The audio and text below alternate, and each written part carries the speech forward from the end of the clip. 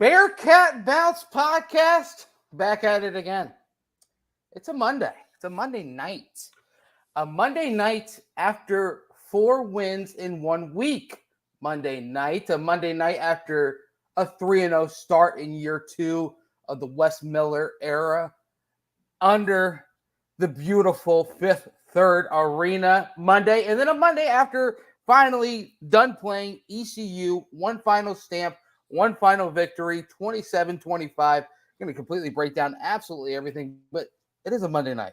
So that means it's no better time to welcome in my pals, my guys who take in Bearcats left and right. And we will be discussing that big thing that's happening on Wednesday. And I'm not talking about the trip back to Northern Kentucky and BB&T Arena. I'm talking about Chad Brendel. I'm talking about Aaron Smith, and I'm talking about Ryan Royer whenever Ryan Royer decides to come in. But, gentlemen, how are we? Yeah, it's a Monday. It was the first kind of day I had to, rest a tiny bit in, the last 2 weeks. So it was rather pleasant. But now the rest is over. It's time to get back to work. I was going to say, let's hope Wednesday completely spoils that for you. But I'm not even going to say hi to the guy below me yet. But Aaron Smith, how are we? I'm doing all right. I mean, it was a relatively good weekend. Got to hang out with the family. Got to see Chad more than one day. Wow. Got some Galactic on Sunday, so it was a good weekend. Oh, that's a full week. Okay, Ryan, welcome into the BVP. How are we? Doing well. Please excuse my tardiness. Chick-fil-A ran out of spicy chicken deluxes. They had me waiting in line for 15 minutes, but we'll forgive them. They gave me a couple little gift card things to make up for it, so it's forgiven. But it was a good weekend. It was good. I mean, 4-0 on the weekend. Well, finished the weekend 4-0 for the Bearcats, so can't complain about that. Winning is winning, but a good time. Caught up with some friends. Got to see my girlfriend, so got to see you guys. Ryan, I got a question. Yo. What's your take on surprises? My take on surprises? Yeah, are you a surprise guy? I like surprises, yeah. Well, first, what if we have a surprise for you? Okay, go ahead. First, it was a little weird that Ryan just called me his girlfriend, but I mean, yes, it was good to meet you in person for the first time as well. But yeah, we're moving fast, man. We're not going to jump that fast. And Aaron, you went to Galactic Fried Chicken. I went and had lunch with Mr. Danco Joe, and Danco Transmission put some new brakes, new pads, and everything on mine. Just had to shout out to Danco before the surprise that we have in store. But Danco Transmission and Auto Care, hit him up. Joe's the man. I went there too this week. Got lunch with him. Got some good Mexican food. Got my oil change. He loves that Mexican. That's his go-to. Yeah. I think he needed that Mexican place. Yeah, it was good. I've been there. I think, Aaron, you're the only one I don't. I'm the only one. The Mexican place. It's true. Airfield. The mega quesadillas, man. He's all over those. Shout out, Joe, man. Too. That's a great spot they got over there. Steak. You know who could? Ryan, you know who could crush a mega quesadilla? Who? This guy. What's up, bro? I could put one of those away. God. Royer yeah, you could put more than that away. Yeah. Oh my God, dude. Surprise! What's up? Surprise. Hello. Oh, this is great, dude. Yeah. Oh man. Joel, you're a little lion ass, dude. He's texting Why? us earlier. He was texting our boys. He's like, "Who's playing the game tonight?" And I saw After that. this, we will be playing the game. All right. All Let's right. A do little it. late night session like the old days. Yes, we need one. This is been a while. Playing the game. Is that Time to online play gaming? the game. It's a little Call of Duty. Game. Yeah, it's a specific game, but we call it the game. Yeah. That was a transition I made. He did say, Ryan said that you were the best Call of Duty player out there. I am. I did. It's been a while. I've been in retirement. My computer, I play on computer, but it's been out in Cincinnati, so I'm back at my setup here. Yeah. Oh gosh. He's back. It's on. Yes, back. It is absolutely on. But yeah, this nice little surprise setup. Aaron and Chad got this rolling. They said, why not get the arch nemesis of the ECU Pirates in for the final sayonara to them. So No doubt. So yeah, there we go, guys. I guess we got to dive right into it. Why not? We got Joel here. First off, Joel, Let's do it. how are you? You were able to get back into Nip at night, man. We all saw you on the field prior to the game. It was electric. Yes. Explain that setting and just how it was for both of you guys throughout your entire career. Because man, that Friday night was special. Oh, absolutely. Roy, I don't know how you felt, the first couple of times you've been back in the Nipper, especially, not playing, but it's definitely weird. And you just, I don't know, you feel a part of them, you know what I mean? But like, I'm not dressed up. They look huge. I feel small compared to them. I'm like, you feel small. Imagine me. And but I mean, it was so much fun being out there, and I love watching, all those guys you love and care and you've built relationships with, just go out there and succeed. And the most stressful part is when it's, especially a home game, but any game when it's close. The first couple games I was stressed just watching on TV, but being there adds a level of anxiety that, you're there. So you want to be a part of it, but you're not anymore, but you still feel like you are. And so I'm like, I swear they still got my pads back there. I can just go throw them on. Yeah. So we got to get to something. We got to get to something first with Joel. So Joel was with Bearcat royalty on the field early. I feel like I know what you're about to say. And then they were whisked up to special areas within the facility. And then in the fourth quarter, I turn around and there's Joel. And I was like, did they kick you out? Or we got down to the bottom of it though, right, Joel? You didn't have the chain. Yeah, and that's how you get into those secret areas. Is a $30,000 chain. I could only get so far, and then they got up to the higher floors, and they walked out of the elevator, and I was stopped at the door, so I just went back down. He was wearing a white T-shirt, man. He couldn't get in the club. Well, I think it was a $10,000, price tag minimum on the bling, and I didn't have any, so. Yeah, really unlike Joel to not be wearing his $40,000 necklace. He used to wear it all the time at football, but I think he forgot it. Blanco is a lot of ice. I'd wear it to the cold tub. I mean, everywhere. You couldn't just pull off like I'm Chris Hemsworth. You got to let me in.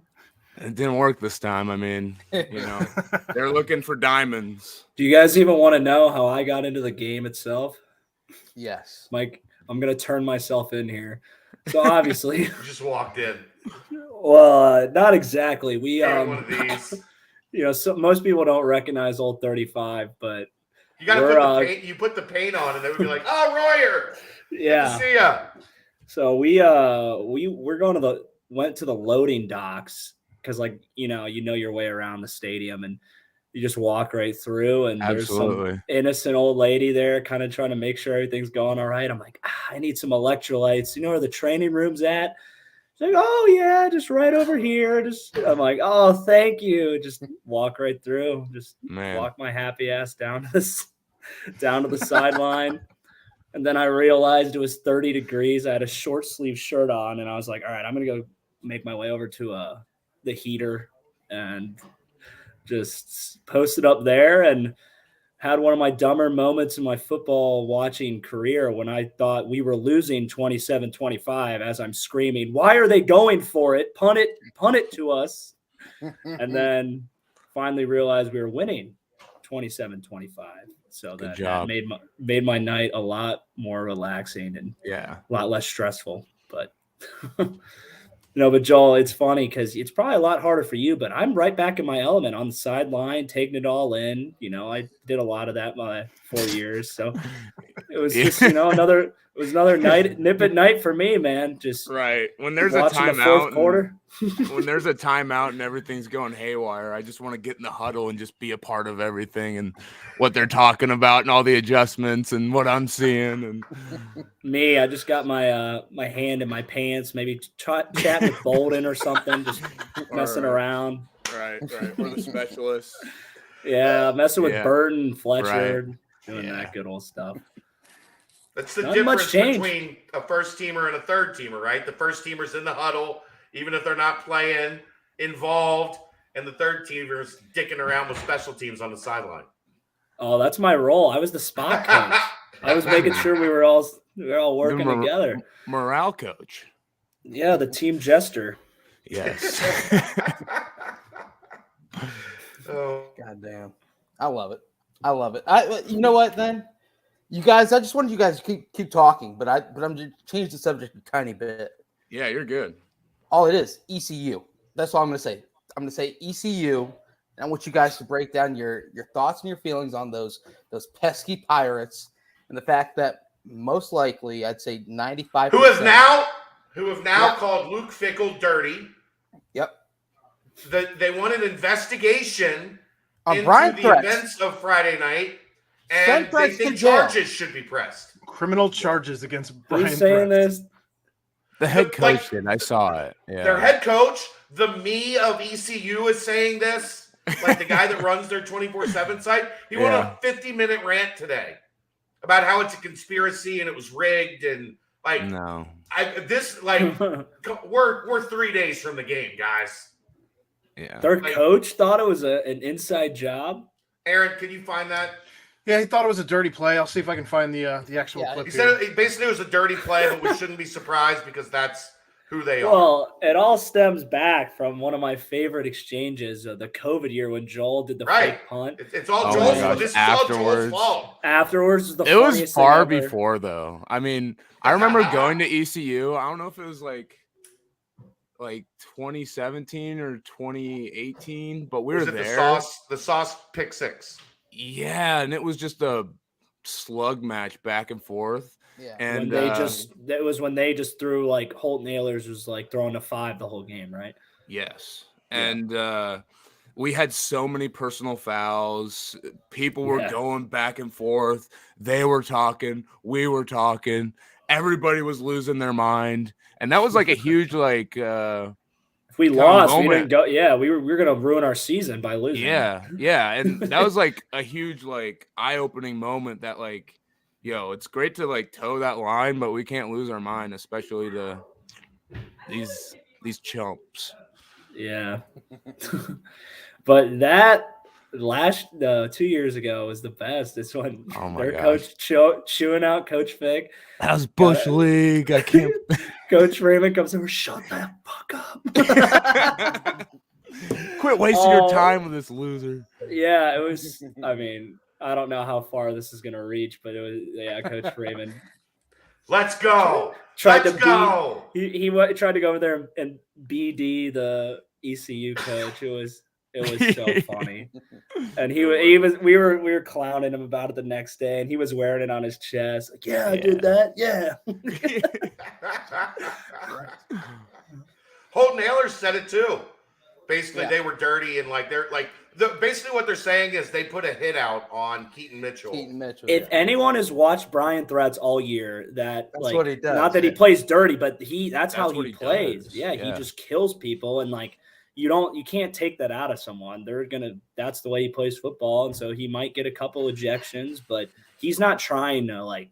They threw a lob like- wheel route down the sidelines. Yeah, it's He a kill let it shot. float in what the you do. air. That reminded me of when Cam Chancellor took out Vernon Davis. You know, when you let it hang in the air, like you're setting your receiver up, the quarterback should be taking it on the chin. Just don't hit him in the head. Just hit him as hard as you humanly And he possible. didn't mean to hit him in the head. He hit him No. shoulder to chest. Yeah. But because Yeah, he dropped good the ball, he was like his head was coming down because he dropped the ball.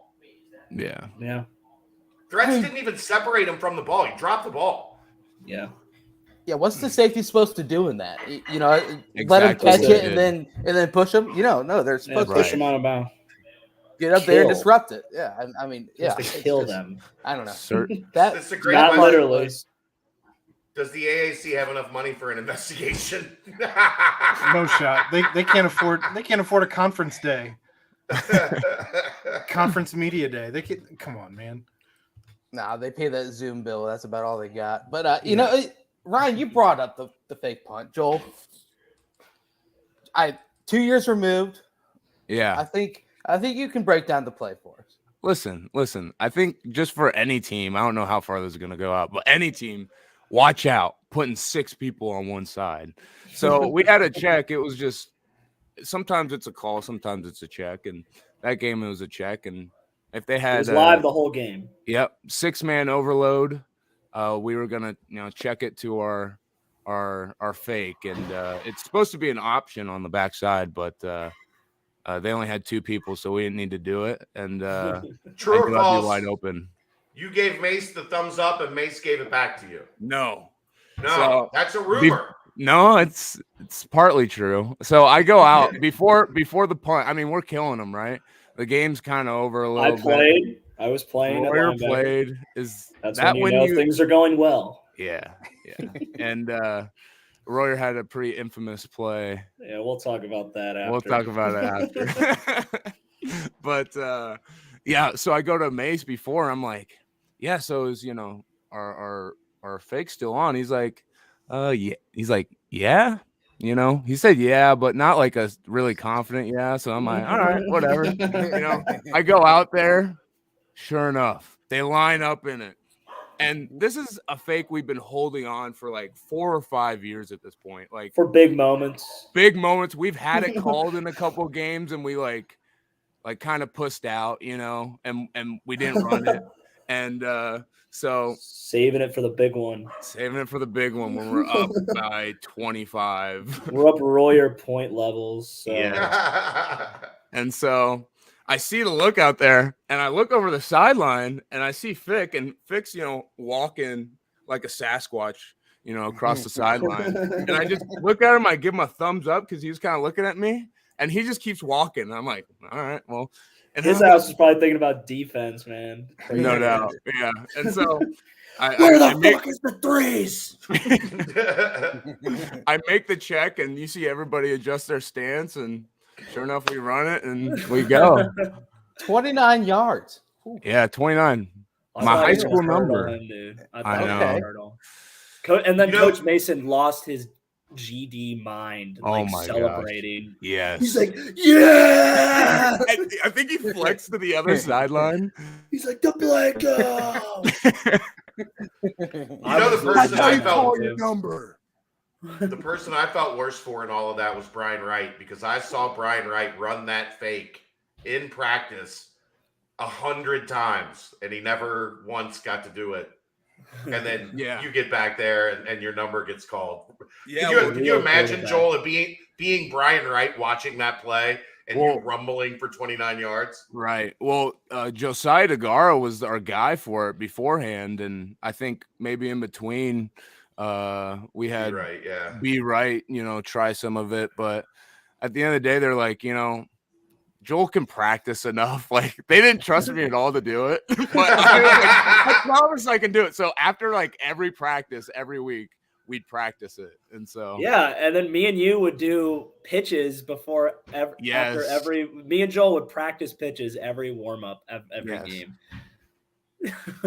People, no one would know. It was no one. They're probably like, what the? Why are they doing that? Were they playing little grab ass? It was foreshadowing the whole time, and no one knew. And then there was the 75-yard touchdown run to put a lid on it. My man, Cam Young, Oh my gosh, my man, right there. He was like, how can you be mad about that? It was just a normal inside zone play. It's basically a dive that they didn't even touch him. Like, didn't even touch him. That was such an awesome moment too. I mean, you get a guy who deserves something like that, man. Absolutely. Guys that work hard and get an opportunity to go in at the end of the game, like our buddy Royer here. And, the same thing happened with me. So I don't know if you guys remember, but in that ECU game, I blitzed sacked the quarterback and running back at the same time, picked them up, carried them into the opposing end zone for a safety. And then I went on the kickoff and then returned that for a touchdown. Do you guys remember that? Yeah, I remember that. Yeah, I remember that. I thought Do I it need should. to, I thought do I need to had tell 2 him how I touchdowns. remember it? Yeah, Joe, let's hear how you remember it. Yeah, let's hear it. Was it a blitz, Roy, or was it like a main? I think it was Maine. I don't remember if I was playing Will or Mike. I think you're playing Mike, and it might have just been you, but you go to blitz, and you kind of get caught a little bit. Got caught. And, you fight really well, but then he gets you. He really just turns Dude, you he over. was mad. He felt, that O-line felt every bit of that 49-0, yeah. man, and they took it out on me. No doubt. But then you get back up. You get back up and you start fighting again. He puts you on your butt again, and then you get back up again. And the second time he just kept like pushing me down into the ground, and I'm swinging as hard as I can. I wanted to kill this kid. Like I was like, we're going like right now. I don't care. And we both get an offsetting personal foul, but while that's happening, my boy Will Adams is getting the fumble recovery, and I'm getting mauled on the ground.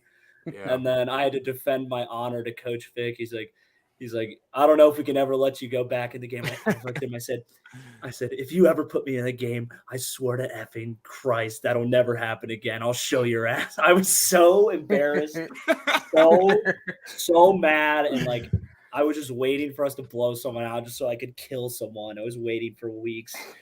Never happened though. So I have that now video. That you bring it up, I do remember that actually. Now that you bring it up, because Chad and I were one of the handfuls of people that were allowed in during those games, just sitting up in the press box. So like you're really keyed in on those moments. So, and that was senior night too. So I was like trying to pinpoint all the big like senior performances. The Cam Young was the biggest one. And then, who knows? But yeah, Aaron, you got that video? I have that video queued up. Yeah, here we go.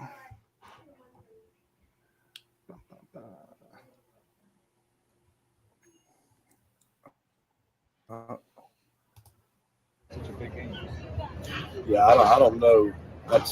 There's targeting, and then there's that. That was a pretty dirty play. It's just, there wasn't any kind of effort to try and make a play on the ball out there. That was, trying to take him out. I hate that. He's a great competitor. But, really proud of Marlon. Stepped up. Yeah, right there. Here's the. Let's see. I love the listen to the post game interviews with coaches after we beat them. Oh yeah, because they just are so mad. Oh my God, he got it that bad. He went to the ambulance. That was CJ Johnson at the end. Yeah, I heard about that. Do you know what happened with him? He just landed on his head. Yeah. So they were obviously, as they were tackling him, they had his arms wrapped because they didn't want him to lateral. Yeah. So he kind of got spun around, and as he went down, he hit his head wrong. But yeah, there wasn't any effort. Okay. There wasn't any effort to make a play on the ball right there. That was trying to take him out. We watched a different play. Absolutely. I mean, he's just trying to protect his guys. Yeah, he's grabbing for straws. Yeah. Coach Vic would never it was a complete football play.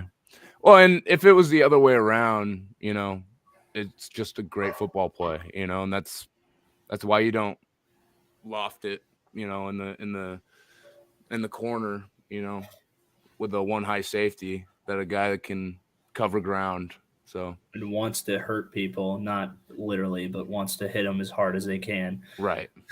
Plays the game the right way. Yeah. Yeah, I mean, I do commend Stephen Igo though. There were a bunch of people after the game calling into the post-game radio shows demanding that he be fired for not asking the hard questions at the press conferences. There's nothing I love more than fans demanding media ask their alcohol-infused questions at press conferences. Yeah, I love it. You know what you tell them, Royer? Tuesday night, Montgomery Inn. Go ask it yourself. See how it goes. Good luck. There you go. Good Good luck. Is he still go there? Yeah, that's So you it's contractual. You have to. Okay. That's funny. You have to do the coach's radio show every week. He could probably eat a whole rack of ribs with his big ass mouth and big ass teeth, Coach Vic. Okay. All right. Biggest teeth in the AAC. I'm out. That was Ryan Royer. Hey, you can tell I said that. I want to hear his response. Big Did teeth. you hear him today call Vrabel fat? Mm-hmm. Who called the players? Dick did. called Vrabel. McAfee He was calls like, everybody fat. He calls me fat, Burton fat, Joel. He called everybody fat. he was on Pat McAfee, and McAfee was like, "You and Vrabel, who you got?" And he's like, "I don't know. Vrabel's getting a little fat. I think I can take him." Well, didn't McAfee say that Thick's got a huge like forehead skull? He's like got all that skull right there. You can really bash some heads with. It's like, all right, everyone's just taking shots right now. But no, so my question, a little bit along the lines of like dirty play. You kind of see it all throughout this year, kind of like that final game heading out. Is this the Ehlers one, Aaron? Or Yeah, Holton Ahlers on the Keaton Mitchell targeting play. I 100% think they were trying to take him out. It was a dirty play, and they're known for that. So that's all I'm going to comment on that. How is Cincinnati known for that? Yeah, I don't know. Tell Roethlisberger Jr. to chill out. Yeah. He really wants to be like him. I mean, how much does this guy weigh? Joel, did you see how big he looked? He looked Bro, massive. He Looked like he was 260. big. Yeah, his face, man. Yeah. His hair was going back too, man. I felt bad for him. Sheesh. I hate to say it. he's 28 years old though. I mean, it's You guys won't have the frame of reference on here, but he's looking a lot like Gunnar Kiel. Really? But Oh, I know. bigger, Yeah. I know who you're talking about. fatter than Gunnar. Yes. The I know the receding name, I don't know hairline, him. the light blonde hair. He had his helmet off before the game. I was like, is that Gunnar Kiel's like younger brother? Huh. Honestly, Just him like and him. what was it, the kicker or the punter? I mean, they're indistinguishable. They wear And they wear the same number. damn number. Yeah. That should be illegal. And they're the You same should be allowed weight. to do that. Yeah. Should be allowed to do that. What's the There should be Penn an State investigation. sticker from back in the day? The fat one? Yeah. That laid the boomstick. Yeah. what was There that? should be an investigation. Charges should be pressed. But- Joey something. Do you remember his name, Joel? the Penn State kicker. Yeah, 99, the unit. He used to lay the boom, like Joel said. And then people started like double teaming him and he started getting Yeah. Joey Yeah. Julius. Joey Julius. Yeah, Joey Julius. There it is. Oh wow! Google Joey Julius if you have time. So- That is so- impressive. Holy cannoli! So no, I just typed in fat Penn State kicker, and you know how Google gives you like the little suggestions. The first suggestion was, "What happened to the fat Penn State kicker?" He transferred to ECU. And the answer is, Yeah.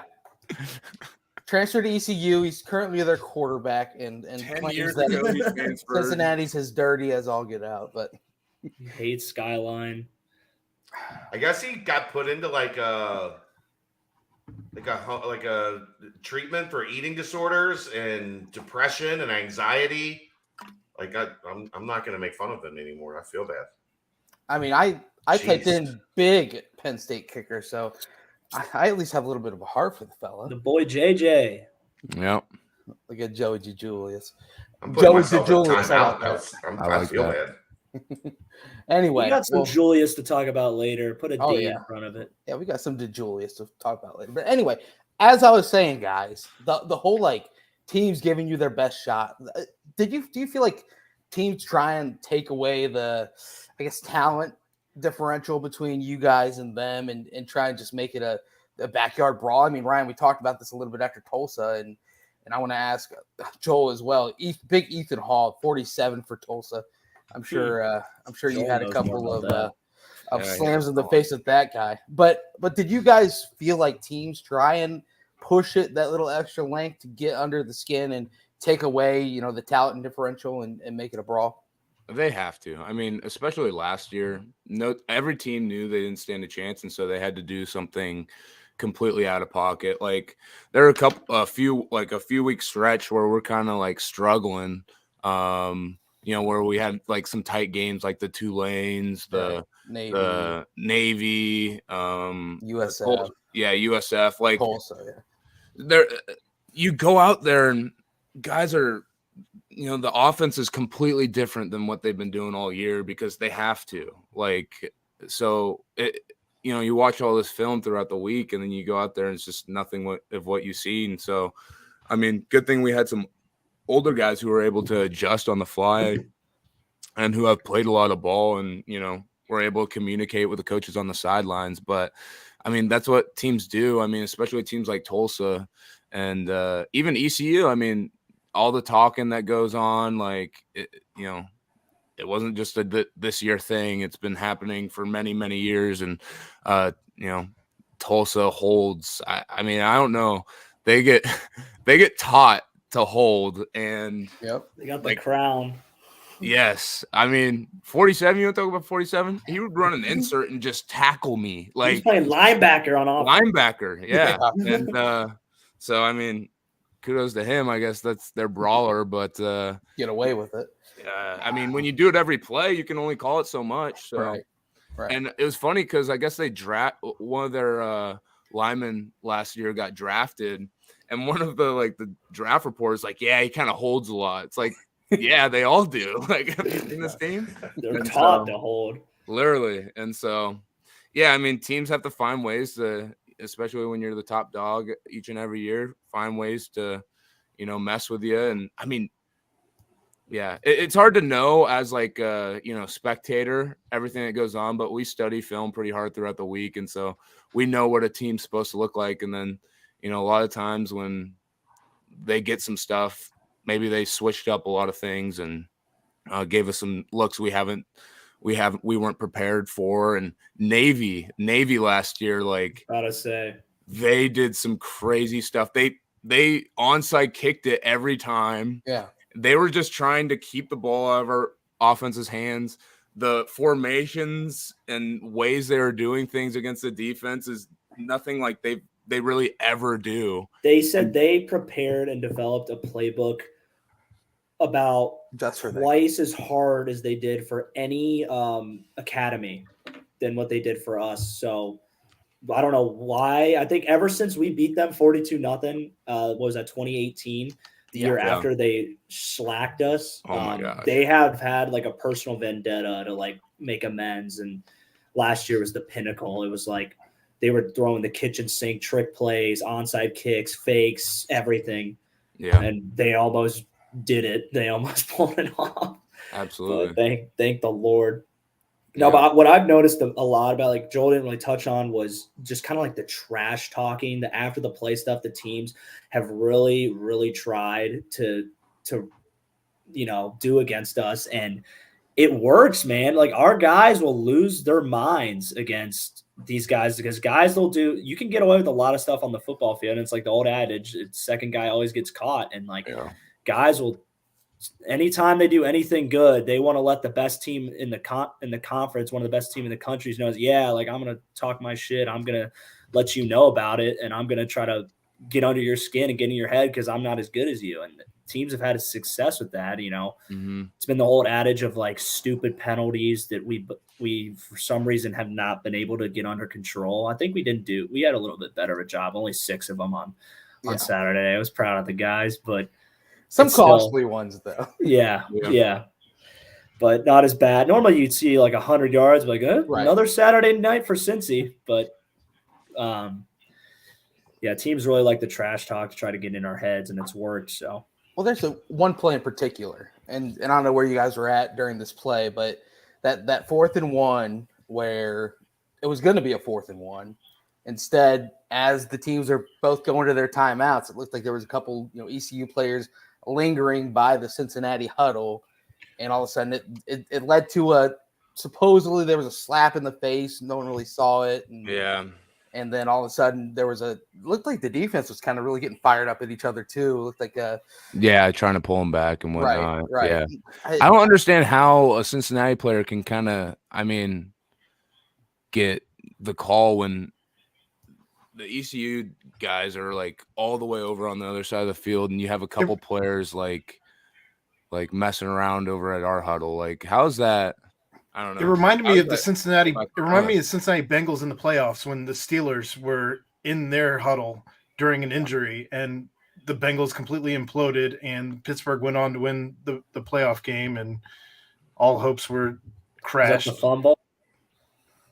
That was like the Vontaze Burfict, Pac-Man Jones the Jeremy Hill fumble. implosion. Yeah, The all fumble. of that.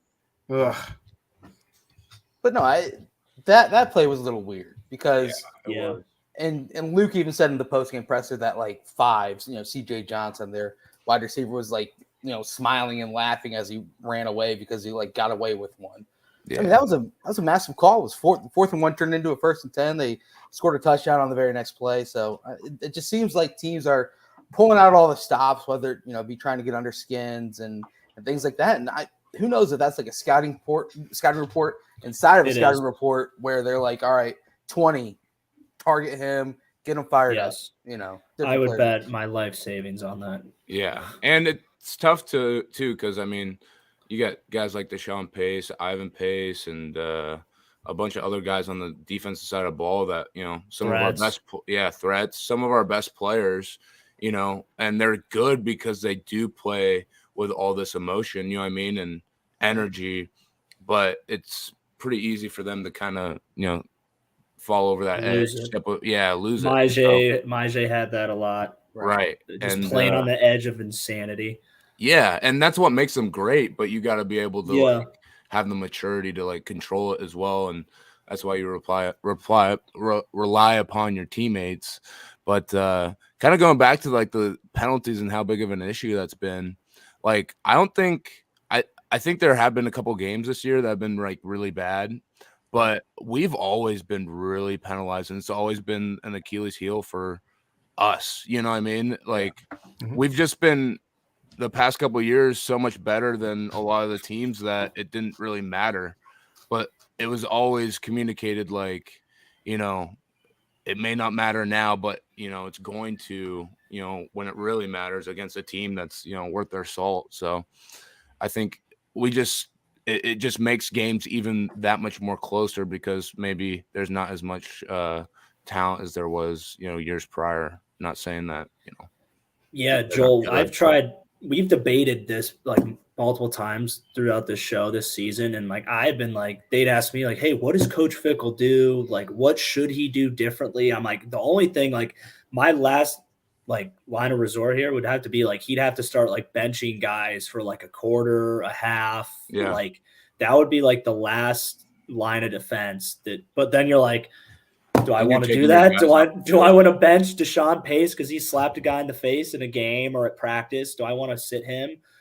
Like, would I want to sit Majay Sanders for a November game because he, lost his mind at practice? Like, it's just like, it's like how you want to toe that line of like how much am I going to back my shit up if I'm Coach Vic? And it's hard to do. And I don't think he's done a bad job. I think he's done as good of a job as he can. But that's like the last thing I can think of would be to like how to punish guys to make. If this was the NFL, you'd start fining them. You know what I mean? But you can't do that. Well, you could take away a meal at Martino's. How about that? Yeah, maybe. But I mean, we've tried so many things, and it's just I don't know. I think it's almost like. I don't want to say it's a part of who we are, but all we talk about is being aggressive and, we're okay with aggressive mistakes. And we would, after every game, go through every penalty we have. And as a team decide, is this a stupid penalty? Is this an aggressive penalty? Or is it like a technique issue? And so we go through that with every penalty and, Is that what Gillum's around for? Like to put, this is grade the penalties. This is a dumb penalty. I don't know what else he does. Gillum is the chief. Don't be talking about my man Papa G.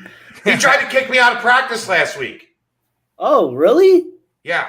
Give him a piece of my mind. Because it was, we have our media stuff on Tuesday, right? Yeah. Uh-huh. But in a Friday game, Tuesday is Wednesday. So when I was at practice, he came up to me and he's like, "Hey, it's Wednesday. Get your ass out of here. No media is allowed in here on Wednesday." Oh, that's weird. That He it thinks he's wasn't funny. serious, Joel. Yeah. He thought he was being funny. Like, That's weird. it's Wednesday. It's Wednesday. I'm like, Yeah. Papa G. it's Tuesday. He Shut knows up. how it So goes. then for the rest of the practice, every time we would walk past each other, he would ask whoever's standing around, "What day is it? Is it Tuesday or Wednesday?" Classic. Yeah, classic Gillum. Classic Gillum. old man humor. Right. Love him though. Dad jokes galore. Oh yeah. He's got to be the guy that's like judging. Okay, this one we're okay He with. might have his say in some of it. This Yeah. one's not I can okay. see him doing that. This He's one, the ref at practice. Yeah, he's the guy that stands there on the line of scrimmage and decides That whether. dumb red towel. Yeah. Gillum. Yeah. Get Gotta out love of here him, with though. that guy. Yeah. All right, back to you two cutting it up. This is more fun than me talking. Where'd you go, Chad? I have a 12-year-old daughter. Sometimes you Oh. have to step away for a moment. It's I hear okay. I didn't know if something happened. Just glad to have you back. She was trying to hang a mirror up in her room with duct tape. Oh Oh man, God. Genius. Yeah. You can do And then got everything. mad when I said no. you can't. Tell her to use chewing gum. Chew it a little bit and just stick it on Yeah. the back of it. Stick Yep. it right on the wall. It'll be fine. Enough duct tape. Engineer. It'll be good. Engineer. Yeah. That's what we do. engineer That's what we do at says GE. chewing gum. That's what we do. That's how we build our jet engines. Anyone got any gum? Now Use China's spearmint. gonna hear that and Spearmint. take me in and kidnap me. There we go. Ryan gets fired tomorrow. Ryan, you stop Bubble chewing gum. gum. What are you doing? Hubba bubba. Hubba bubba. Oh, what a good pick right there. I guess back to the broad view, Joel. Have you been able to catch pretty much every game this year, or? Yeah. Yep. Okay. Cool. So first off, let's start with the happy thing. Obviously, Ivan Pace taking over. There in the middle for you. Yeah. But what have you been able to see out of Ivan Pace? I mean, it's really fun to watch. Even like at a game where I was telling him after the game, I ran into him in the locker room and I said, "Dude, like you've been balling out. Like even when you think he's got like a slower game, he's got like a real quiet like 12 tackles. You know, Right? And They say that every week. I know it's just so wild. And I mean, the guy is a brute. You can see like I don't know. It's funny. People talk about being tall and like size and leverage, but you see like guys like Aaron Donald, like his lack of height is like good leverage. You know what I mean? Because he's Right. like so powerful. And I think sometimes that's the Jarrell, same- Perry. You could get rid of those guys. and I think there's something to that. Like you see him get under linemen like super easily, and he bends the corner well, but he's relentless. He's so strong, and he's got such a great feel for the game. It's really fun to watch, and I get hyped watching him play. I'm like a little fan of his. So No, he's a beast. He's a Yeah. beast. Let's keep it happy. Talk about the Godfather. Obviously, you were only with him 1 year, but man, I can only imagine this leap that you've seen is like, whoa. I know. Dante. I mean, listen, sometimes you get so caught up, like, just with the week in and week out process and, practice, you get a full picture, but sometimes he's not even in there when, you're in there. So you miss a lot of his plays. And I always loved Dante. You know what I mean? Like he would text me, he would message me on Snapchat sometimes and be like, "Hey, dude, do you want to go get Corito?" I'm like, yes, I do. We would go and because he was trying to like lose weight and stuff like that. So he's trying to like eat what I eat and stuff. And so we would go get Corito together. And I love that kid so much. Like you talk about a kid that just has such a pure heart and like, we got a bunch of guys like that. They're just good people. And you love to see when they go out there and have success. And not saying it wasn't like I've heard from other people like that, this kid's really good. You know what I mean? But going out there and see him do his thing, like I'm so happy for him. And I mean, the dude's built like a washing machine. So Are you guys familiar with Teenage Mutant Ninja Turtles? yes. Yeah. Is he or is he not the love child of Bebop and Rocksteady? Oh, you're going too deep. Yeah, man. that was deep. That was a deep deep. cut.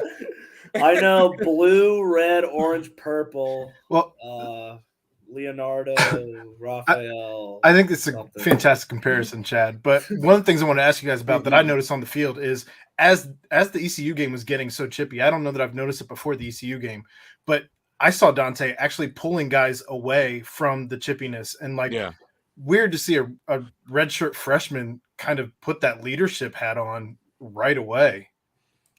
Well, I think, go ahead, Roar. Well, that's just like Joel said. He's a great kid. He was coached great. I know. We always clown Bolden, but Bolden's dad is an amazing coach. He knows how to develop. He knows. That sounds about right. That's him, right? That's him. Yeah, somewhere in between there. That's for sure. Right in the middle. Right here is Dante.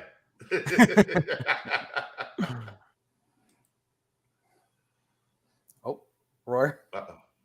Connections. I mean, look at those pearly Look at whites, this though. teeth. I know. Jesus. Them You talk about a tic-tac thumbnail. Yeah, well, no, he's talking about fixed teeth, having the biggest teeth on planet Earth. Them things are long. Yeah, Got some long teeth. This isn't doing him too well. Man, he honestly, it's a little scary. That looks like the smile. We're gonna preview. save him. Like we're gonna save him until he comes back. That's a bad look. What Royer was saying, and I mean, we were right on the same page. I was gonna say something similar. Just Dante's such a good guy, and like he's got a good head on his shoulders, and he always had. And that doesn't surprise me at all. And I mean, that's just like in my mind, like people like, he's like a leader, and yeah, that is, like a thing of leadership, but he's just looking after his guys. You know what I mean? Like, right. He's just got a level head out there, and he's mature, and he's a smart kid. And I think, I mean, he just goes out there and, he's not a guy in my mind that really loses his mind. So he's pretty level headed when he goes out there and a lot of the stuff that he does. And so that doesn't surprise me at all that he's, doing some of that stuff. While Royer's not here, I've got to ask a DeBlanco question. What's up? Tell me about your hand workout at the Holy Grail. Oh, yeah. I would just like with the. This is Chad's favorite story about you, by the way. I've heard it probably 10 times. So how'd you hear about this? So the Holy Grail is our biggest sponsor. Okay.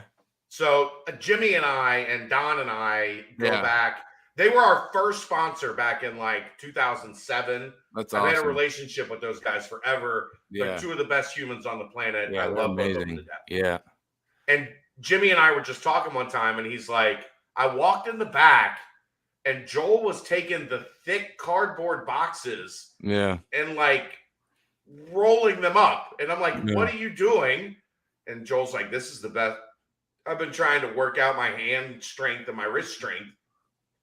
This is the best exercise I've found to do it.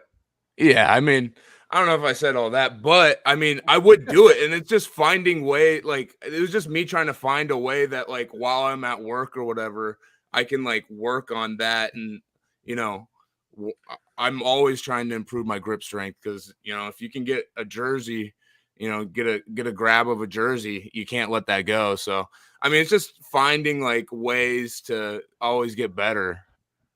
Well, so it was the thick. Sorry, Brent. It was the thick cardboard cases. Yeah, that bars get. Not what you get at the gas station. No, but the thick cardboard that you get at bars. Yeah. And or you buy just rolled it up into a poster log. Yeah, so you get one box that was just open, and then you just roll them as tight as you could, and I mean. You go through hundreds of cases of beer a night, right? And so you're rolling them up super tight, and it's a lot of them, but you just try to fit them all into, a bigger box of them so you can just make less trips, and it's not as big of a mess when you go to throw it in the trash. Were you the only barback that did that? Did the other barbacks follow along, or were they like, this guy's a lunatic? No, I think they would do it. At the end of the day, they tried. Yeah, I mean, I think I'd say I would roll in the Titus, but they would, and they'd see that it was a good idea to like try to fit it in there in terms of just making sure the garbage isn't everywhere. So Well, you know why that was brought up a few more times, because we have Brady on this pod during the offseason every other week. So yeah, that was Brady's like the honorary third. Well, now Royer is also the honorary fourth member of this pod. Yeah. We have a lot of honorary fourth members of this pod. Nice. If you're having fun, you can be an honorary fourth member too. Yeah. And we'll just catch up on Joe DeBlanco in the offseason. So. Absolutely. That'd be great. But yeah, so that's music to Brady's ears. Brady. We're gonna timestamp this for Brady just real fast. From 45 to back. 50. Joe DeBlanco rolling up beer things. Ryan, you're back. Gosh, your teeth, man. That was them things were looking huge. That was some karma after what you said about Luke. My teeth are a little, man. Well, it was frozen as you were like moving your head, and so they're like elongated. Your teeth were front and center, bro. Like, like your teeth were. Just don't show Perry or Taekwon. I think Luke kind of hijacked Tic-Tac teeth, man. Shut up. Joel's got teeth like Abe Lincoln. They're made of wood or something. That's Royer's favorite joke. Yeah, Perry said that when we played at Ohio State, and I literally cried tears for 10 minutes. Nobody was laughing at it except for you. Laughing at it. Well, I mean, Joel, are you confirming or denying this claim of? No, I do not have wood teeth. Okay. And then it's all like after, it's like, do you need some sealant for those? Like, do you want me to like shine those? Like you look like bark ass teeth. Just and then it just became like anything wood related was just Joel's teeth the whole year. So George Washington teeth. That was a special man. Nights before games were. Oh, I miss it. That's hilarious. What I miss the most, man. That was We 1000% have never talked about teeth so much in a single episode. I don't know that we've ever talked about teeth in a single episode. This is the first teeth, yeah. Am I going to do a timestamp read here real quick? No, after the Mamadou Diarra game when he got bit by a Houston player, we did talk about teeth. We did talk some teeth. We did talk some teeth. This timestamp, the teeth timestamp is brought to you by Quick Paper Supply, your locally and family-owned restaurant supply company for all your non-food products. Quick Paper services over 150 restaurants with weekly low minimum next day deliveries, providing a wide range of food service products from to-go containers, cups, custom printed products, eco-friendly, and much more. They also have cleaning and restroom supplies for all your janitorial needs. Call Nick 513-470-2029 and reference Bearcats for 20% off your first month of purchases. There we go. Boom. Joel, I want one more happy professional ad read, Joel. One more happy one for Joel. Great segue into it too. That was just stuff from a pro. And that's talking teeth and timestamps here on the BBC. Now moving on.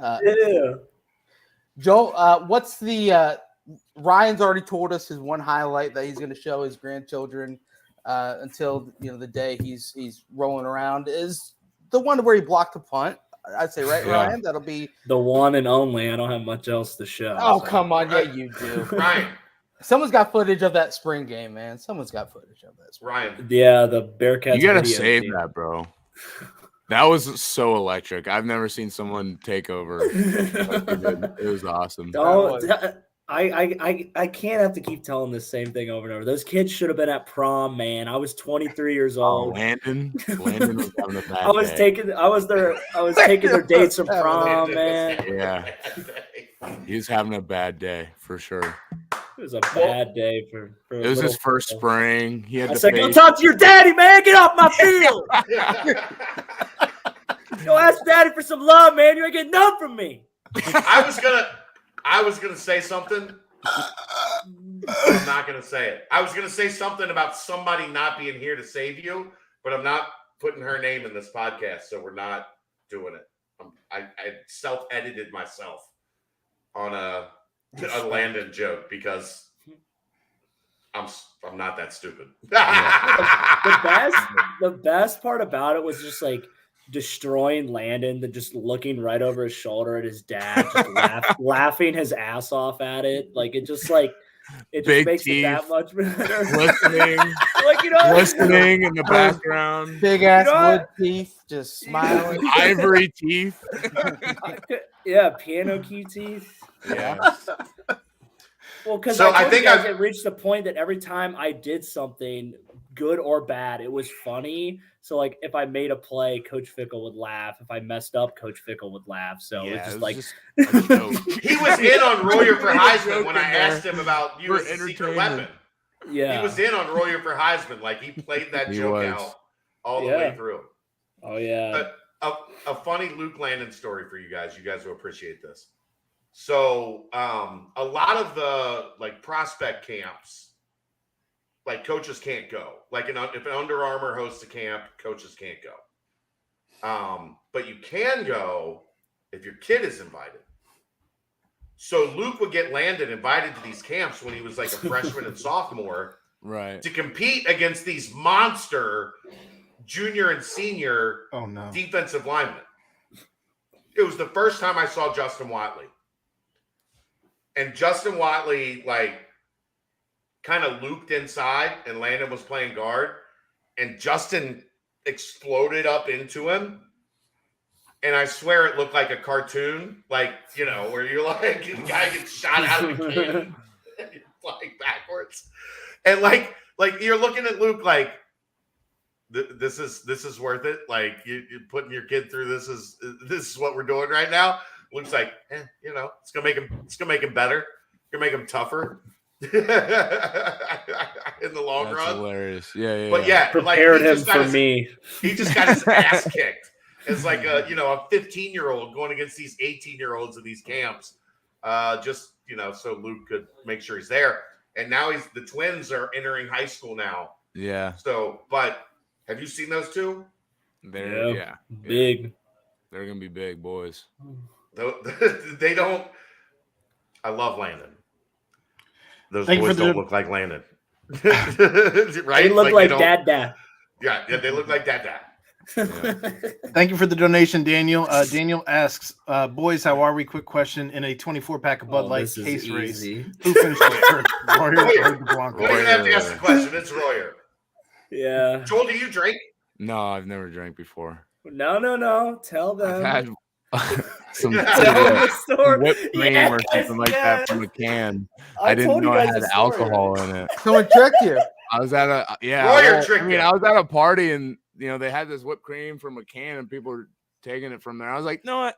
I've never had whipped cream from a can, so that sounds like fun, So I did it and I put it in my mouth and I was like, does this have alcohol in it? She's like, yeah. And I'm like, I wanted to spit it in her face, but I didn't. And I swallowed it, and my chest felt warm. So that's my experience. And then we had to walk him home. No. Walk him home. These are stories. That was Royer. One of the bus stop people. He's trying to get him to come back to his room to hang out. We're like, I got stories. I got stories about Royer. Well, and then let's take this podcast entirely off the rails. Let's go. Well, no, Ryan, and then a week later you go to Joel's house. He's got just whipped cream cans all over the place. Littered. You're like, are you all right, man? Like, I so just funny. love it. It tastes good. And this is how we found out that somebody was addicted to whippets. Yeah. Oh, God. I'm not getting any whipped cream, but this is good. Right. I learned about whippets the other weekend from a 50-year-old man who came over to the Jefferson house telling me about how he went to UC, would do whippets every single day. And what is whippets? Jesus. I was like, how are you speaking right now? I feel like you should be in a facility, like talking through a machine if you did whippets every day. Yeah. Joel, it's like nitrous. What is it? It's nitrous oxide. Yeah, it just like rushes to your brain and gives you like a 15-second high. I used to do it every day before practice. And Right. Wah, wah, wah, wah, wah. Not that I've ever done one. That's what I did I before didn't the go to spring fish game. shows in the Before in the the spring 90s. Yeah, didn't go to fish shows in the 90s to understand the joke. But Does it work like I've heard. smelling salts? Because we rip it's a little those more. all It's a the little. time. It's a little more advanced than that. Sure, But sure. No, I don't know. Smelling salts, that's a good I'll kick slap to you in dick the right there. face. Oh yeah. Especially That'll kiss you on the lips. that's Joel DeBlanco's drug. Smelling salts. It is. Oh yeah. Oh, I'll happily crack one open with you and get it going real quick. Oh yeah.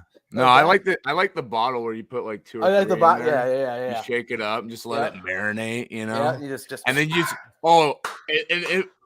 first off, if you get somebody else holding the bottle so you don't really know when the squeeze comes, then you're not prepared for it. It just hits you right in the back of the nose. Oh my gosh. Smart. But I can't relate to any of this. you should try it. I think that'd be a good segment to do on here. Look, Joel, I've just done salts. Joel, I've just done regular drugs. I'm sorry. Okay. Sorry. Guys, Joel's forgetting what he used to do before every game with the smelling salt. He would actually stick one up his ass. Oh, right. Yeah, I forgot about that. Wow. Thanks for reminding me, Royer. But like I was like one of the only ones who would see him do it. He would just sneak away to the stalls. The only one. The old smelling salt suppository.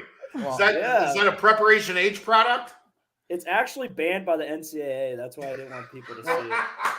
Well, then Ryan, the fun fact is only anal insertion is it banned in the NCAA regulation. Fun fact is, before that Houston game last year, he put three up there. He I need did a big game, but I didn't do it for Alabama just because it's a once in a lifetime. Had to have your mind right. Once you do 3, you can never do it again. It's like life changing. Yeah. Always chasing the dragon after that. Yeah. It's like heroin. I'm just going to send out a tweet that says, I don't know if I've ever been a part of a podcast that's more off the rails than this one. So you should get it. This is what you signed up for, Chad. Me and Roy are on here. We haven't chopped in so long. I'm just happy that we got what we bargained for. Yeah. I haven't laughed this hard. Ryan just thought he was going to play the game tonight. That's all he was thinking. He just couldn't stop thinking about the game later. He almost missed to play the game. It gets way worse on the game. You don't even want to know, man. Yeah. Speaking of the game, we asked Joel, Ryan, about the fan game. Yes. Joel says he never put his head in a fan. True or false? He just watched. True. He was more responsible and he had a lot more writing. What if Joel would have got like cracked in the head and couldn't play, and then I had to start or something like that? It was all part of the plan, though.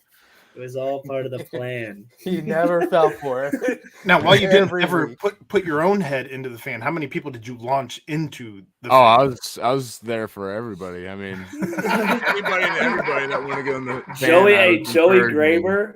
I told them how we got his big ass up there. Man. You need to drag the couch over, you know? Get a forklift or some shit. Yeah. I don't know. Who was the best?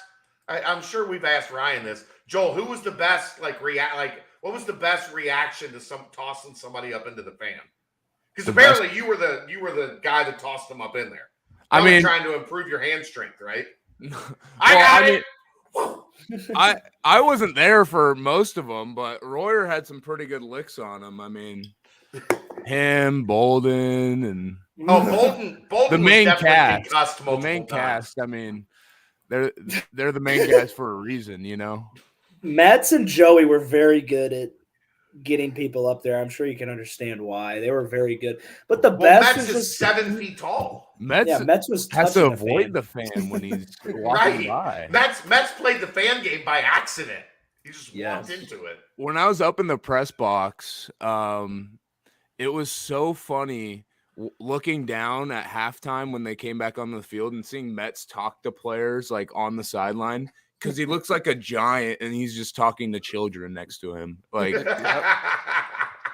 even from like that far away, you could tell this guy's towering over these other guys.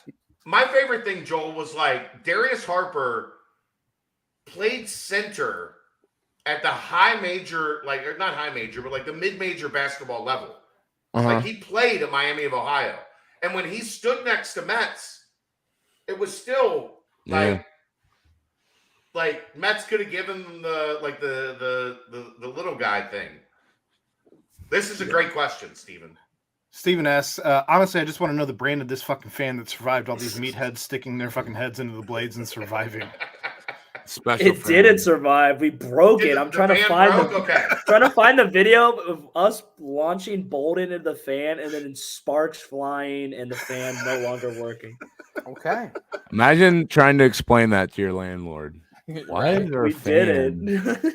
Why is The, our ceiling We fan? need a new fan. I got Well, out they of there without fell that from the security ceiling. deposit. While the UC football team tweets out videos of Fick doing pull-ups, we're going to show you all here on the BBP and BCJ videos of fans being bursted with sparks flying out. Oh, that's so, the best. That's the Look, best tradition. What do you want? I'm about to make an executive decision. And that executive decision is for the rest of the season. I'm out on Monday nights and it's just you four. Like this is unbelievable. This is my favorite podcast maybe that we've ever done. Well, as you keep finding it, Joel, I was going to ask you a question that you're going to be able to really pump yourself up and be like, yeah, that was sick. But we went off on like a whip it tangent, and that was just really weird. Woo! That was really weird. But I found it. Do you want to see it?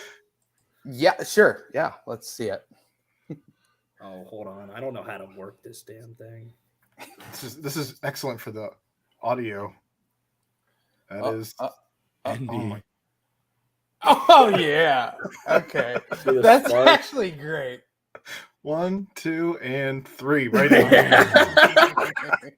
Sparks flying. Not even on like the outside, but right into like the metal middle part of the fan. In That's the the audio, fastest the part. video, the audio, the video, it's just like after the sparks fly, Alec Pierce just goes, "Oh, that shit's broke, man. That shit's broke." It's so good. Shit's broke, man. I mean, I'm just happy we finally got a video to put with all these stories. So Yeah. My face hurts. thank you. One of them is true. My One of our whole stories face is hurts. true. One of the stories. Not so much here or here. Here. Right here.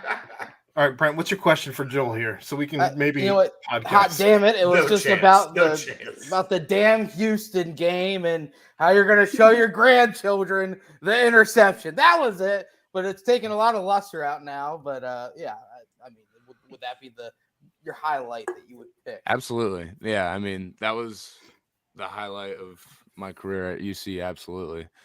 That whole game was just, the whole thing was just, so special and something I'll never forget. The fans rushing the field and the ceremony on the field and getting defensive player of the game. I mean, yeah, that was really special. Your post-game presser was epic, and I am responsible for having the picture that went out onto Twitter. Yeah. Where you had the shades on, just looking like a Yeah, G. was that afterwards. pre-planned? I mean, I was wearing them in the locker room, and because everybody had goggles, I'm like, I don't have any goggles, but I can wear my shades. And so, the hat on backwards, was wearing the shades, and I got down there, and I think I had them with me, or I walked in with my sunglasses on, and You did. I was there. Mrs. Pickle, and I go, hey, you think I should wear those up there? She's like, do whatever you want. I'm like, I'm the two-time baby. I can do whatever I want. So I went up there and. But The champ does what he wants. right.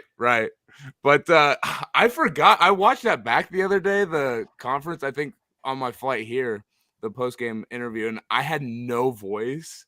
And I forgot about that. I forgot I lost my voice, but like I was drinking like hot tea on the sideline.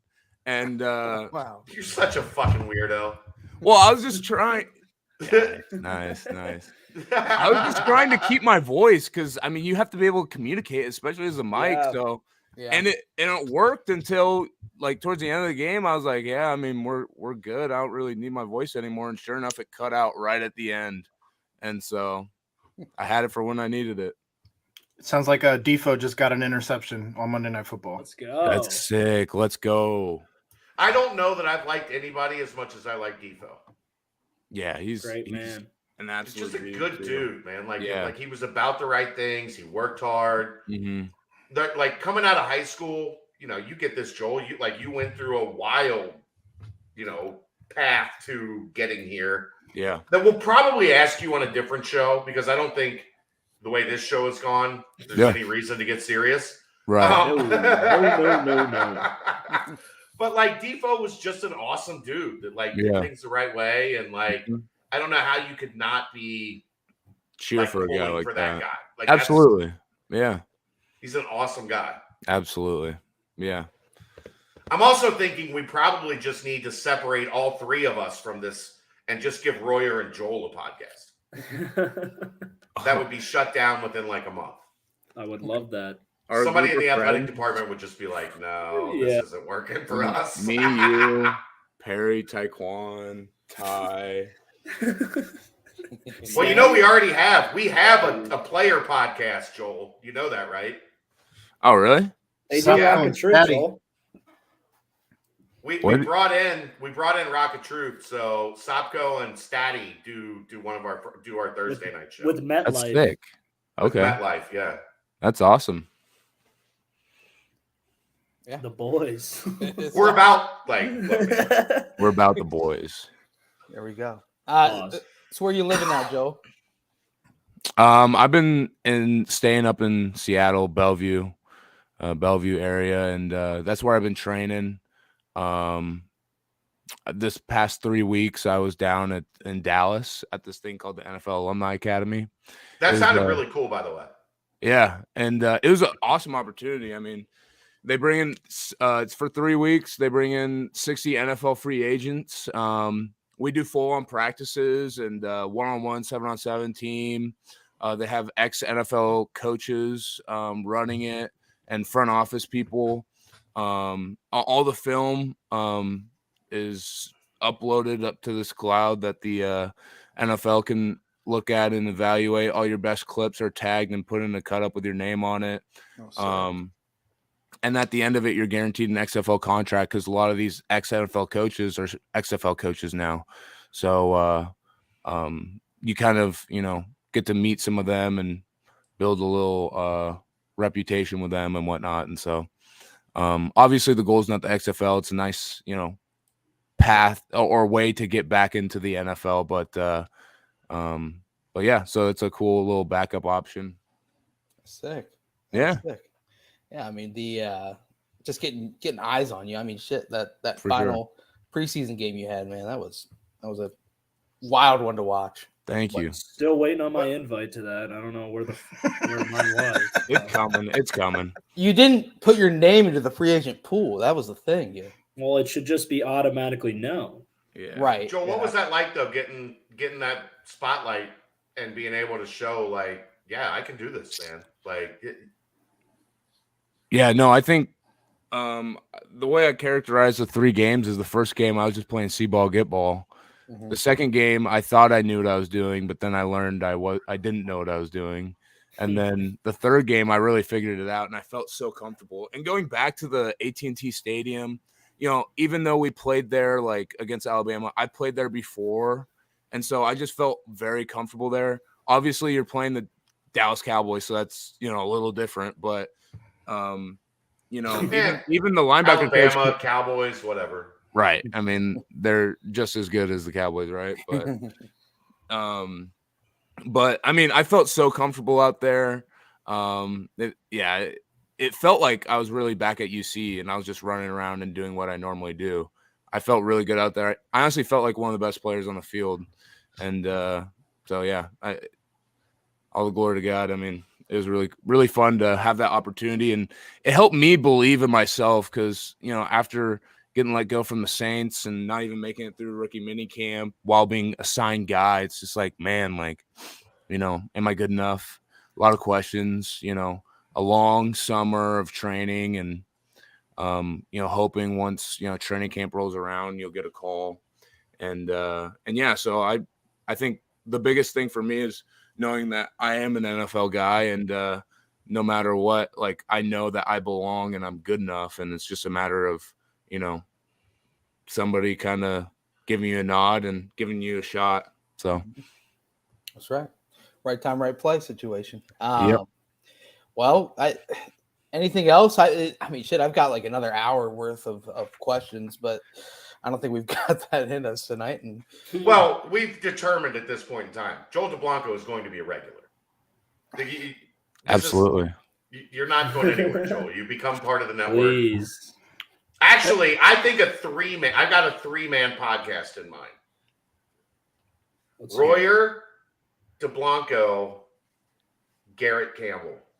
Ooh, that'd be a good bunch right there. That would be the I best love show that. on this network. Like that wouldn't even be close. Like Garrett wants to do more of these. Yeah. And I had to tell him, I'm sorry, Garrett. Because Garrett filled in. Royer couldn't make 1 week.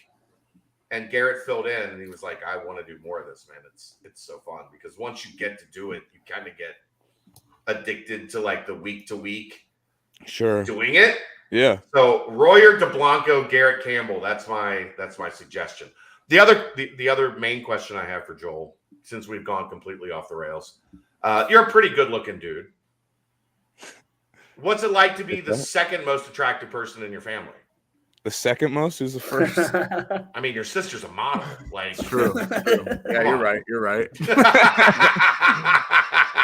I was nice. guessing his dad. Craig. His dad might be first. You might be Craig third. Craig is a god.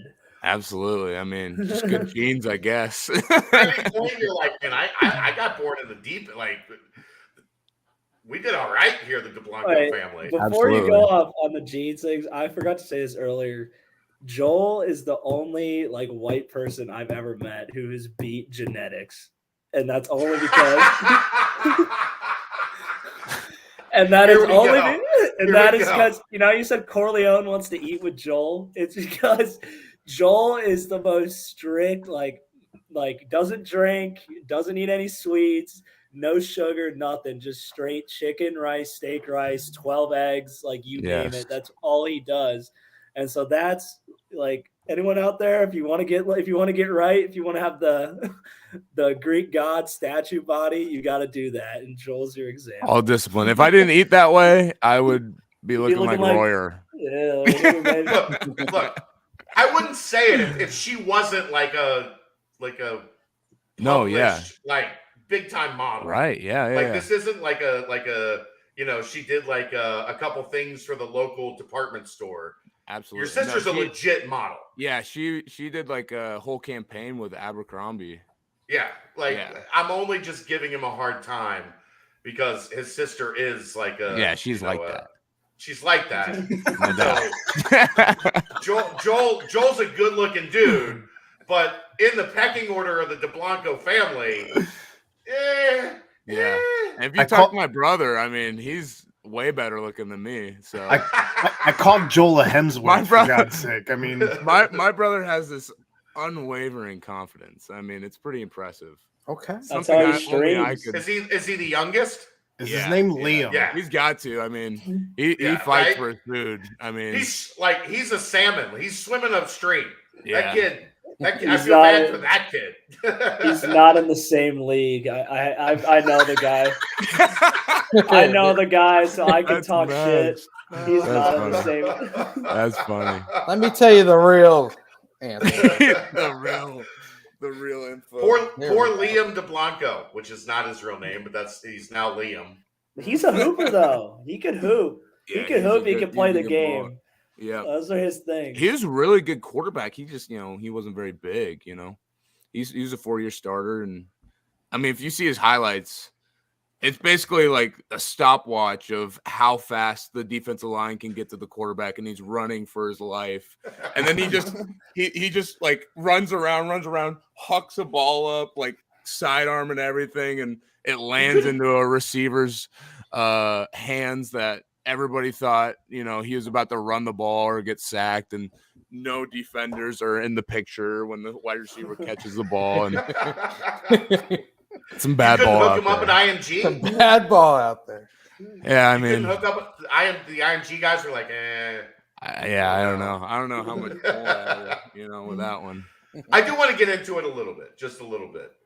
You were as late of a signing as I really kind of ever remember. Mm-hmm. Like, how did Cincinnati even ever get on your radar? And how much, like, you're a Pacific West Coast guy, right? Like, then you were at IMG in Florida. You end up in Cincinnati. Yeah. How did that even kind of all happen? There was a lot of debate when you got here. Are you a defensive end? Are you a linebacker?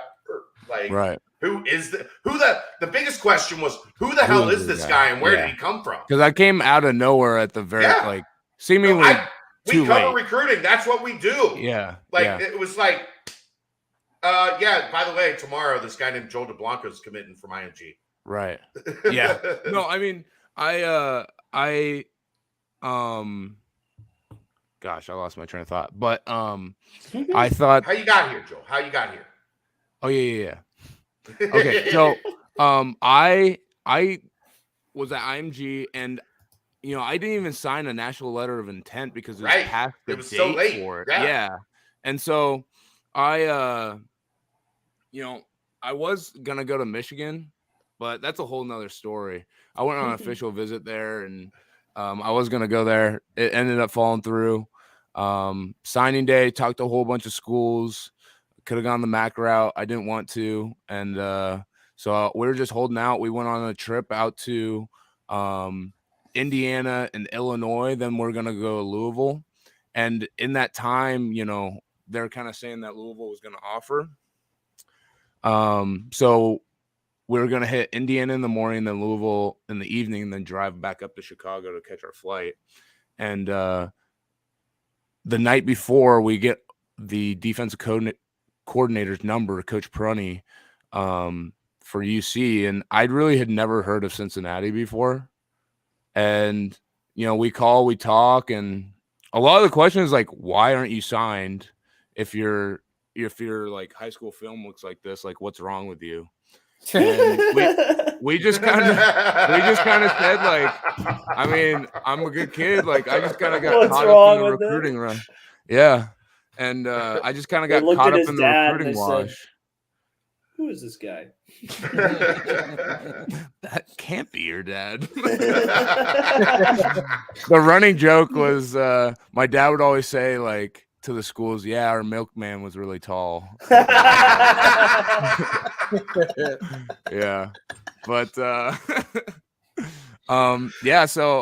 we talked to him and we're like, hey, if we're gonna come, we don't want it to waste our time. We want it to be worthwhile. And so we went to Indiana in the morning, then went to Cincinnati, and immediately, on the campus tour, I just felt like, this is where God wanted me to be. And they ended up offering me at the end of the visit. And, I could have tried to like leverage the offer against, Louisville to try to get the bigger offer, but I really felt like, that was the door God opened for me. And so that's why I ended up committing. God bless. How many times did Robert Prunty say, my man? Oh, he probably on repeat, right? My man, Joe, my man, I love Prunty. He was a character. But the whole time too, you could tell he was trying to get me to be a DN. Oh yeah, he was the D-line coach. Like, yeah, I remember. So Tim Adams was my partner at the time. I'm sure Tim is the one that talked to you because I remember him covering the recruitment and being like, I don't know if he's a linebacker, I don't know if he's a D-end. I just know like he looks the part. Like they'll figure out some way to make him, one of the key pieces of a college football playoff team in 6 years. Right. It was all part of the master plan. But it just goes to show like how crazy, like being like signed late and, 6 years later, only God would have known that we would have been in the college football playoffs. You know what I mean? I mean, we would go over this book every fall camp up at Higher Ground. And, it talks about playing for championships and then eventually a national championship. And you see it and you're like, I mean, Yeah, they would have Like that's BC real. They would have like the old like BCS logo up in our shitty Yeah, like from nutrition room. 08 It's like and 09. one, that's not even like a thing anymore. It Like, doesn't we have- exist. Right. Yeah, but it's two. Like, yeah, right. Us. Yeah, no way. And then Right. And but then, it becomes a reality, and we're literally have it right in the palm of our hands, and so it's All just right, incredible. I do want to get Joel's thoughts on this guy since it was brought up. Ethan Tuckey, go. he's a man's a crazy person on the football field. I mean, you talk Literal about somebody who will schizophrenic. just throw his body and his health and well-being like out the window while he's playing football. He just is a human battering ram. There you go. Here's the thing that always never made sense to me. He was like a championship high school sprinter. Yeah, he was really Ran like fast. 10-6, 10-7 in the You 100. would beat a lot of the linebackers. dude, he was the boy in Columbus. Like everyone knew who he was. Like Right. we knew about him, and we knew he was a dog. And then we saw he was going to BC to play linebacker, and I was like, oh, he's going to do really well there because he was just so athletic and such a good running back in high school. I got 10-7 is Yeah, that's moving. Especially at his size. right. Like that's not fair to have a guy that big running 10-7. He wanted to play linebacker here, and they wouldn't let him. Yeah. Yeah, they saw him as an end, right? Yeah, which it worked out for him. He ended up getting a lot of snaps, playing really well at the end. Yeah. And I and do wanna punt ask- block specialist. Too. Yeah. On that note, I do want to ask you, Royer. And look, special teams is like the best aspect of this UC team. I don't think there's any question. Absolutely. And that is a tribute to Kerry Combs and what he's doing.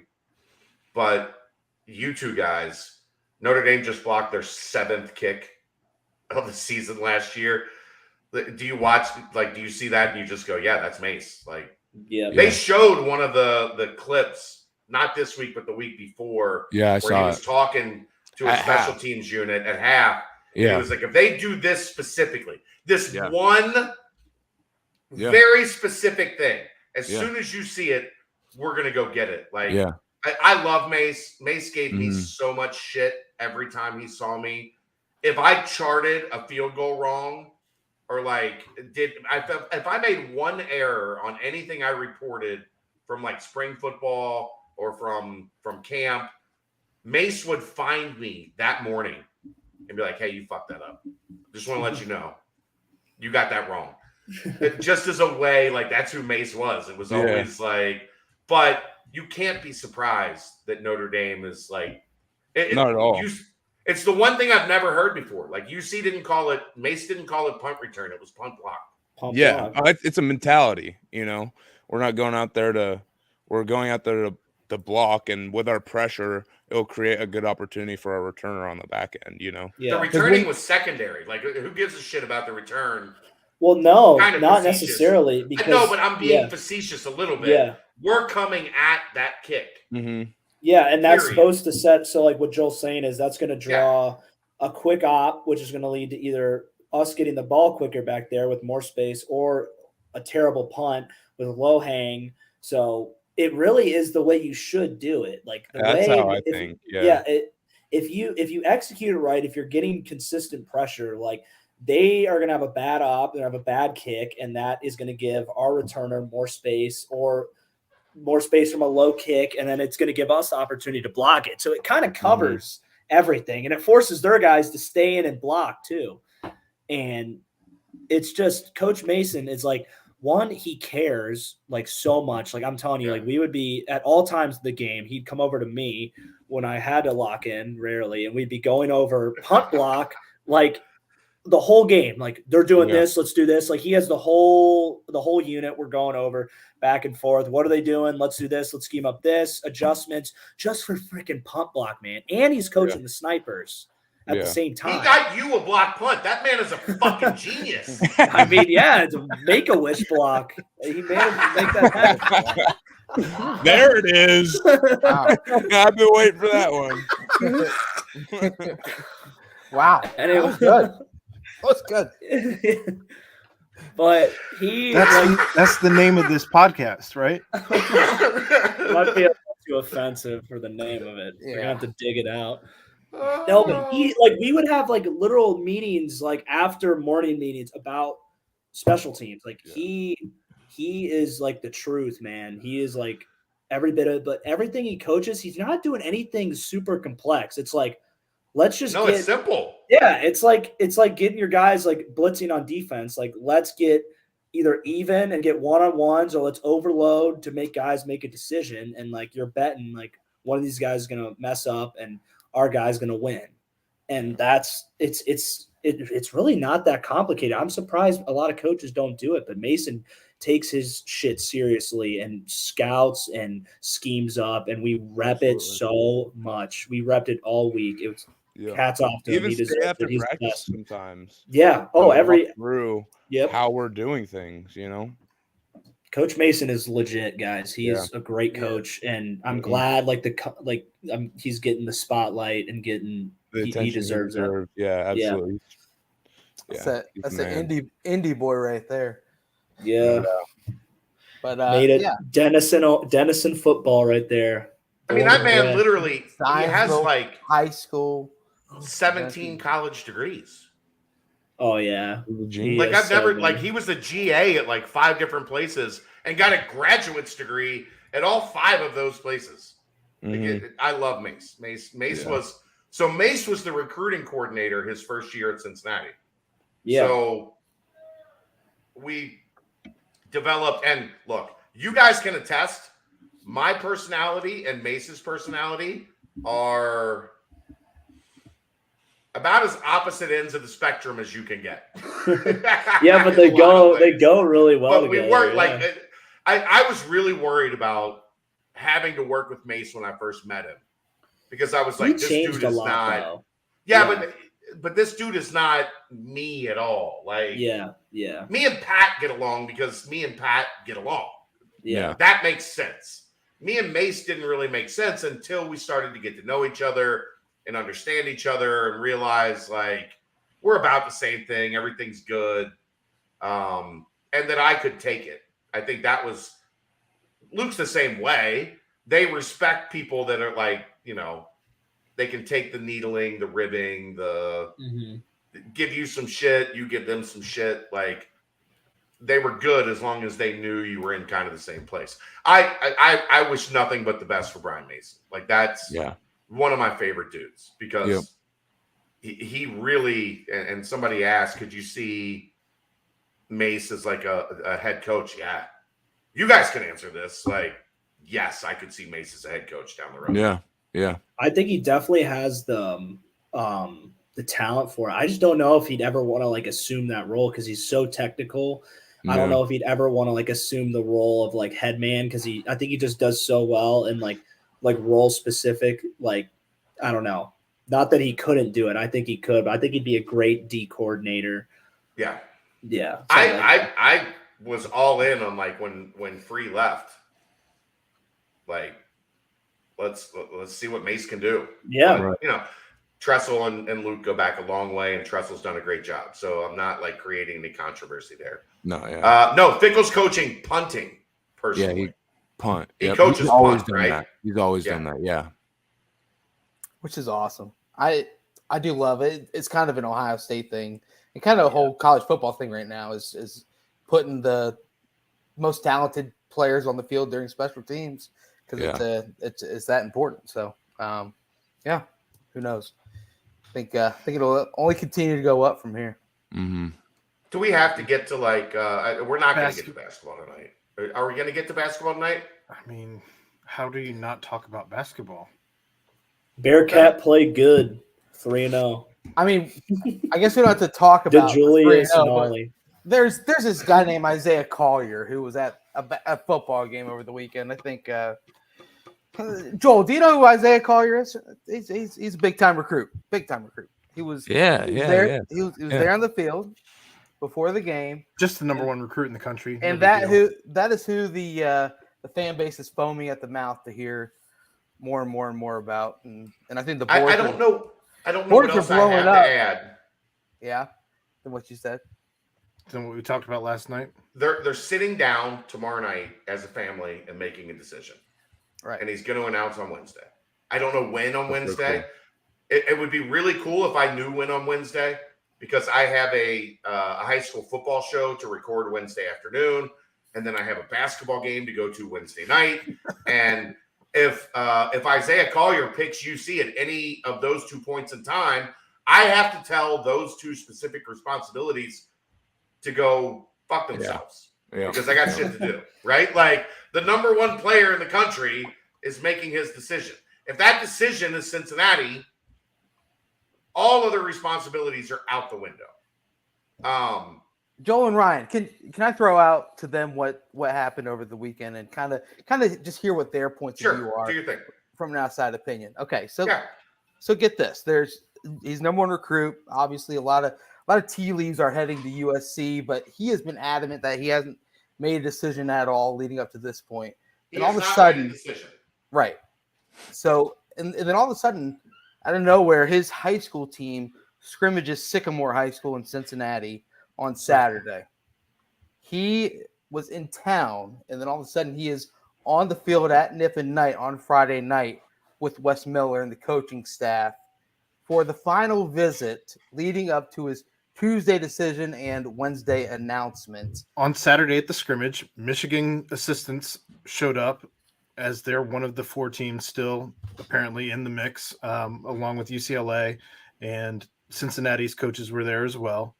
But I can tell you, I think it's safe to say at this point that it's USC, Cincinnati, Michigan. I don't believe UCLA is any longer a factor in this process. that's just his last. I put out his top 4. Yeah. Hey, look, my job is insider. I get right? it. That's the insider. I think it's down to 3: USC, Cincinnati, Michigan. So my question is, He doesn't like Mick Cronin. Yeah. Actually, it was. I was so surprised that, like, from the information that came out from him visiting UCLA and like what UCLA's pitch was. I think what hurts them is that Mick has been notorious for like freshmen have to like earn their keep. And that's a really hard place to recruit elite 5-star talent because they want to come in. You know, you get this reputation for get old, stay old, which has always been Mick's thing. Am I going to be able to send my kid to you? And he's going to be able to. I know it cost them Andrei Stojakovic, which is Peja Stojakovic's kid. Yeah. It was down to UCLA and Stanford. And he picked Stanford because he felt like he was comfortable going to Stanford and being able to play, 38 minutes a game. Where if he went to UCLA, he was going to play 18 to 20 minutes a game. So I know that's something that has hurt UCLA in the past. Sorry, Brent. Go ahead. Oh, you're good. No, so my question to you guys is, and Joel, this will be a good to get your point of view. Yours as well, Ryan, obviously. But Ryan was obviously very highly recruited. Right. But how important is that last kind of unofficial visit when it comes to tying everything together and coming up with a final decision? Because obviously the last football stadium and atmosphere that he was at was Nip at Night on Friday. Both of you guys were there as well. So I have nothing to say, so I do not do any visits officially or unofficially. Actually, I went to Toledo and Harvard, but who gives a shit? Go on, Joel. Yeah, Harvard I went on a lot of visits. visits. Harvard dodged a bullet there. I'm just saying. Yeah, they did.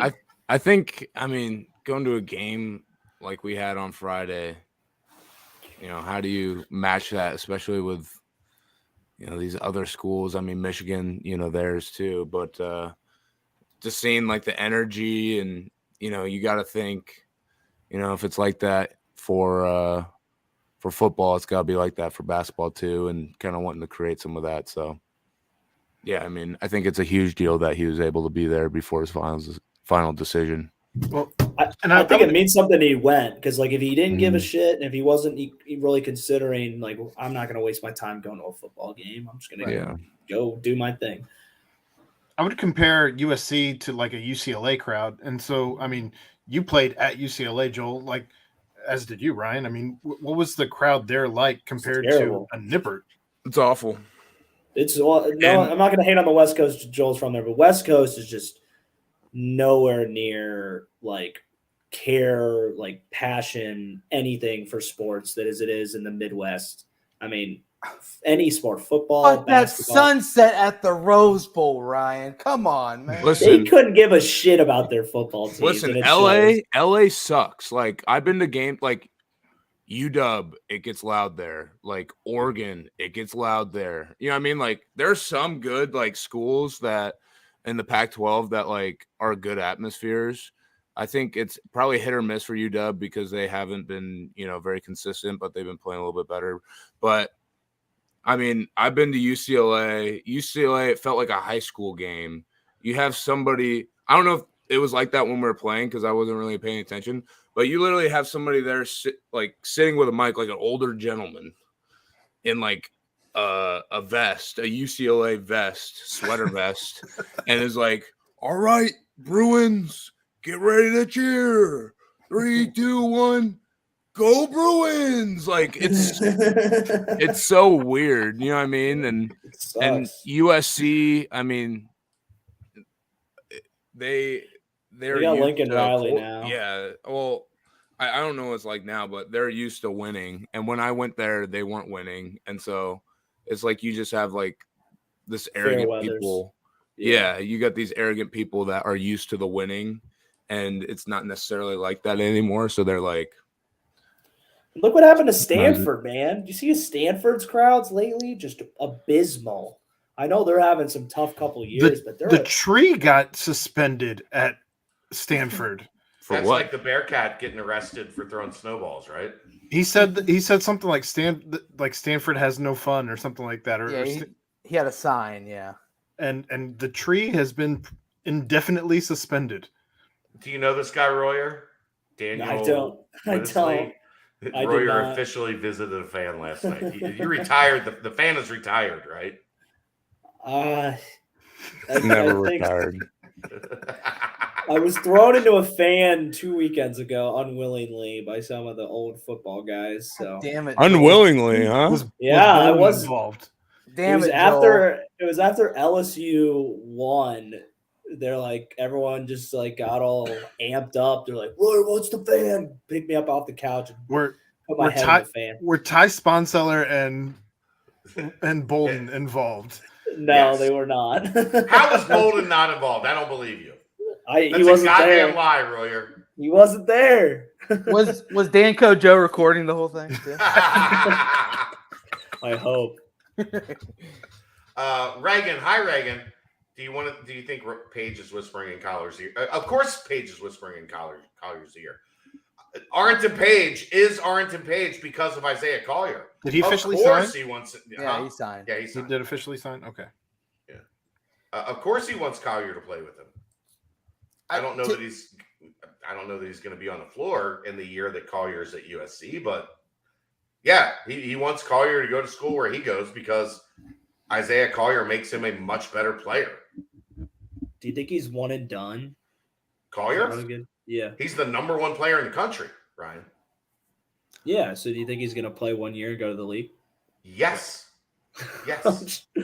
Name the last number one player to not go to the NBA after the first year. Josh Roberts. Act like we keep up with this stuff. Yeah. Monty Bates. He was not the number one player by the end of that process. He's at Eastern Michigan now? Eastern Michigan, yeah. Where did he start out? Memphis, yeah. Huh. His dad messed him up bad. That was his sophomore year of high school. He was one of the best prospects I've ever seen. And his dad screwed that kid up so bad. He started a prep school. He started his own AAU team. Everything was about Amani. There was no level of humility. Everything was about the kid. Everything was about how big time he was, how bright his future was. Like, he fucked the kid up bad.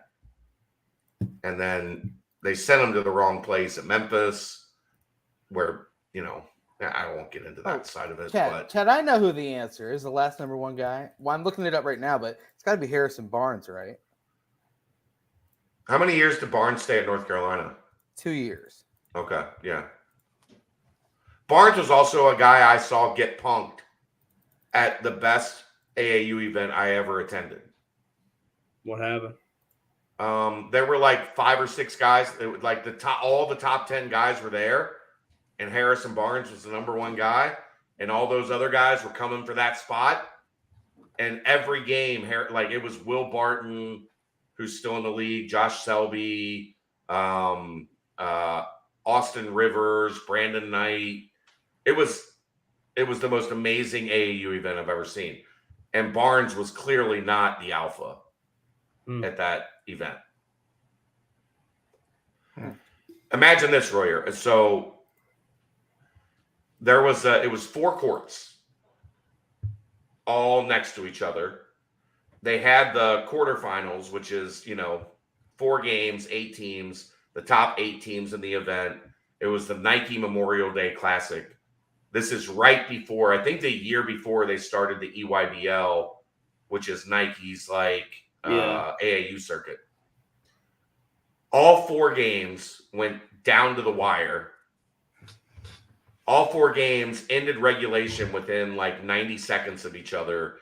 2 of those games went to overtime. Those 2 games were right next to each other on the 2 middle courts. The gym was the most amazing thing I've ever seen in sports, maybe. Because the energy was just so insane. It was all of these top guys. And now it's normal because the EYBL has normalized that. But it wasn't normal like that year. Mm-hmm. And it was crazy. But Harrison Barnes was never the alpha of that group. He got pushed around like 4 or 5 times in just that specific event. He was just he went on to play with the Warriors and win multiple titles, but he wasn't like the dog superstar, right? Yeah, right. So, Paige is whispering how you're seeing it for sure. We're 10 minutes past due for the timestamp when we transitioned into this topic. So I am going to timestamp this just to make sure that the sponsor gets some love and some payback for what they paid for. Yeah, for sure. And that's my fault. I'm sorry. All good. That's what I'm here for. Let me find the read real quick. Shit. You're welcome. There it is. Quick Paper Supply, your locally and family-owned restaurant supply company for all your non-food products. Quick Paper services over 150 restaurants with weekly, low minimum next-day deliveries, providing a wide range of food service products from to-go containers, cups, custom printed products, eco-friendly, and much more. They have containers, cups, pizza boxes, to-go bags, can liners, napkins. They've been open since 2009. They're one of the largest family minority-owned companies in the city. Call Nick, 513-470-2029. Reference Bearcats for 20% off your first month of purchases. There it is. But Just wanted to make sure we got that before let's transition again. Let's power through the mailbag. Yeah, we hit well. I'm just gonna wrap it up real fast. But so we had to touch on the Collier side. Basketball's 3-0. Hopefully 4-0 after Wednesday night at NKU. Next week's show will be leading into the Maui Invitational, 11:30 p.m. tip for that first game against Arizona. Woo! So we'll have plenty more game to talk about basketball. 11:30 tip. Are you going to be back on the West Coast, Joel? So it's normalized for you a little bit, like a 8:30 tip. We'll see. Ooh. I don't know when I'm going back. So where are you right now? Are you at Meg's? No, I'm staying at the family's place that I'm storing my stuff at. Cool. Yep. He's got a host family now, Royer. Pretty much. They're Didn't amazing. even ask me. I called Royer earlier to talk, and he just ignored my call. So Yeah, when I'm Put that on there. working. you can, Y'all you always can get on call the phone. after. I work in a secure area. I can't use What's my that supposed to mean? I can't get on my phone. Okay, you got on your I phone also- after. Yeah, but the call was already over. Y'all already had your little kumbaya fest. What do you mean? It was, I called you. It wasn't a. That was a group. one-on-one Yeah. When? at Yeah. 3:40. Today. It might have Got been the around receipt. 3:40. You did call me at 3:41. 3:41. Yeah, I was at work. Yeah. Shit, man. I'm gonna pull the thumb here. I hacked your I'm phone, gonna pull Joel. that thumb. Got some Man. wild stuff on there, bro. But anyway, no, Ryan. Actually, Joel's he's in a bunker with only a TV and a computer, so he can game later. That's all. Are you at Matt's Bubblegum. house? This Are is a you nice staying bunker. with Metz and his wife? Is that where you're at right now?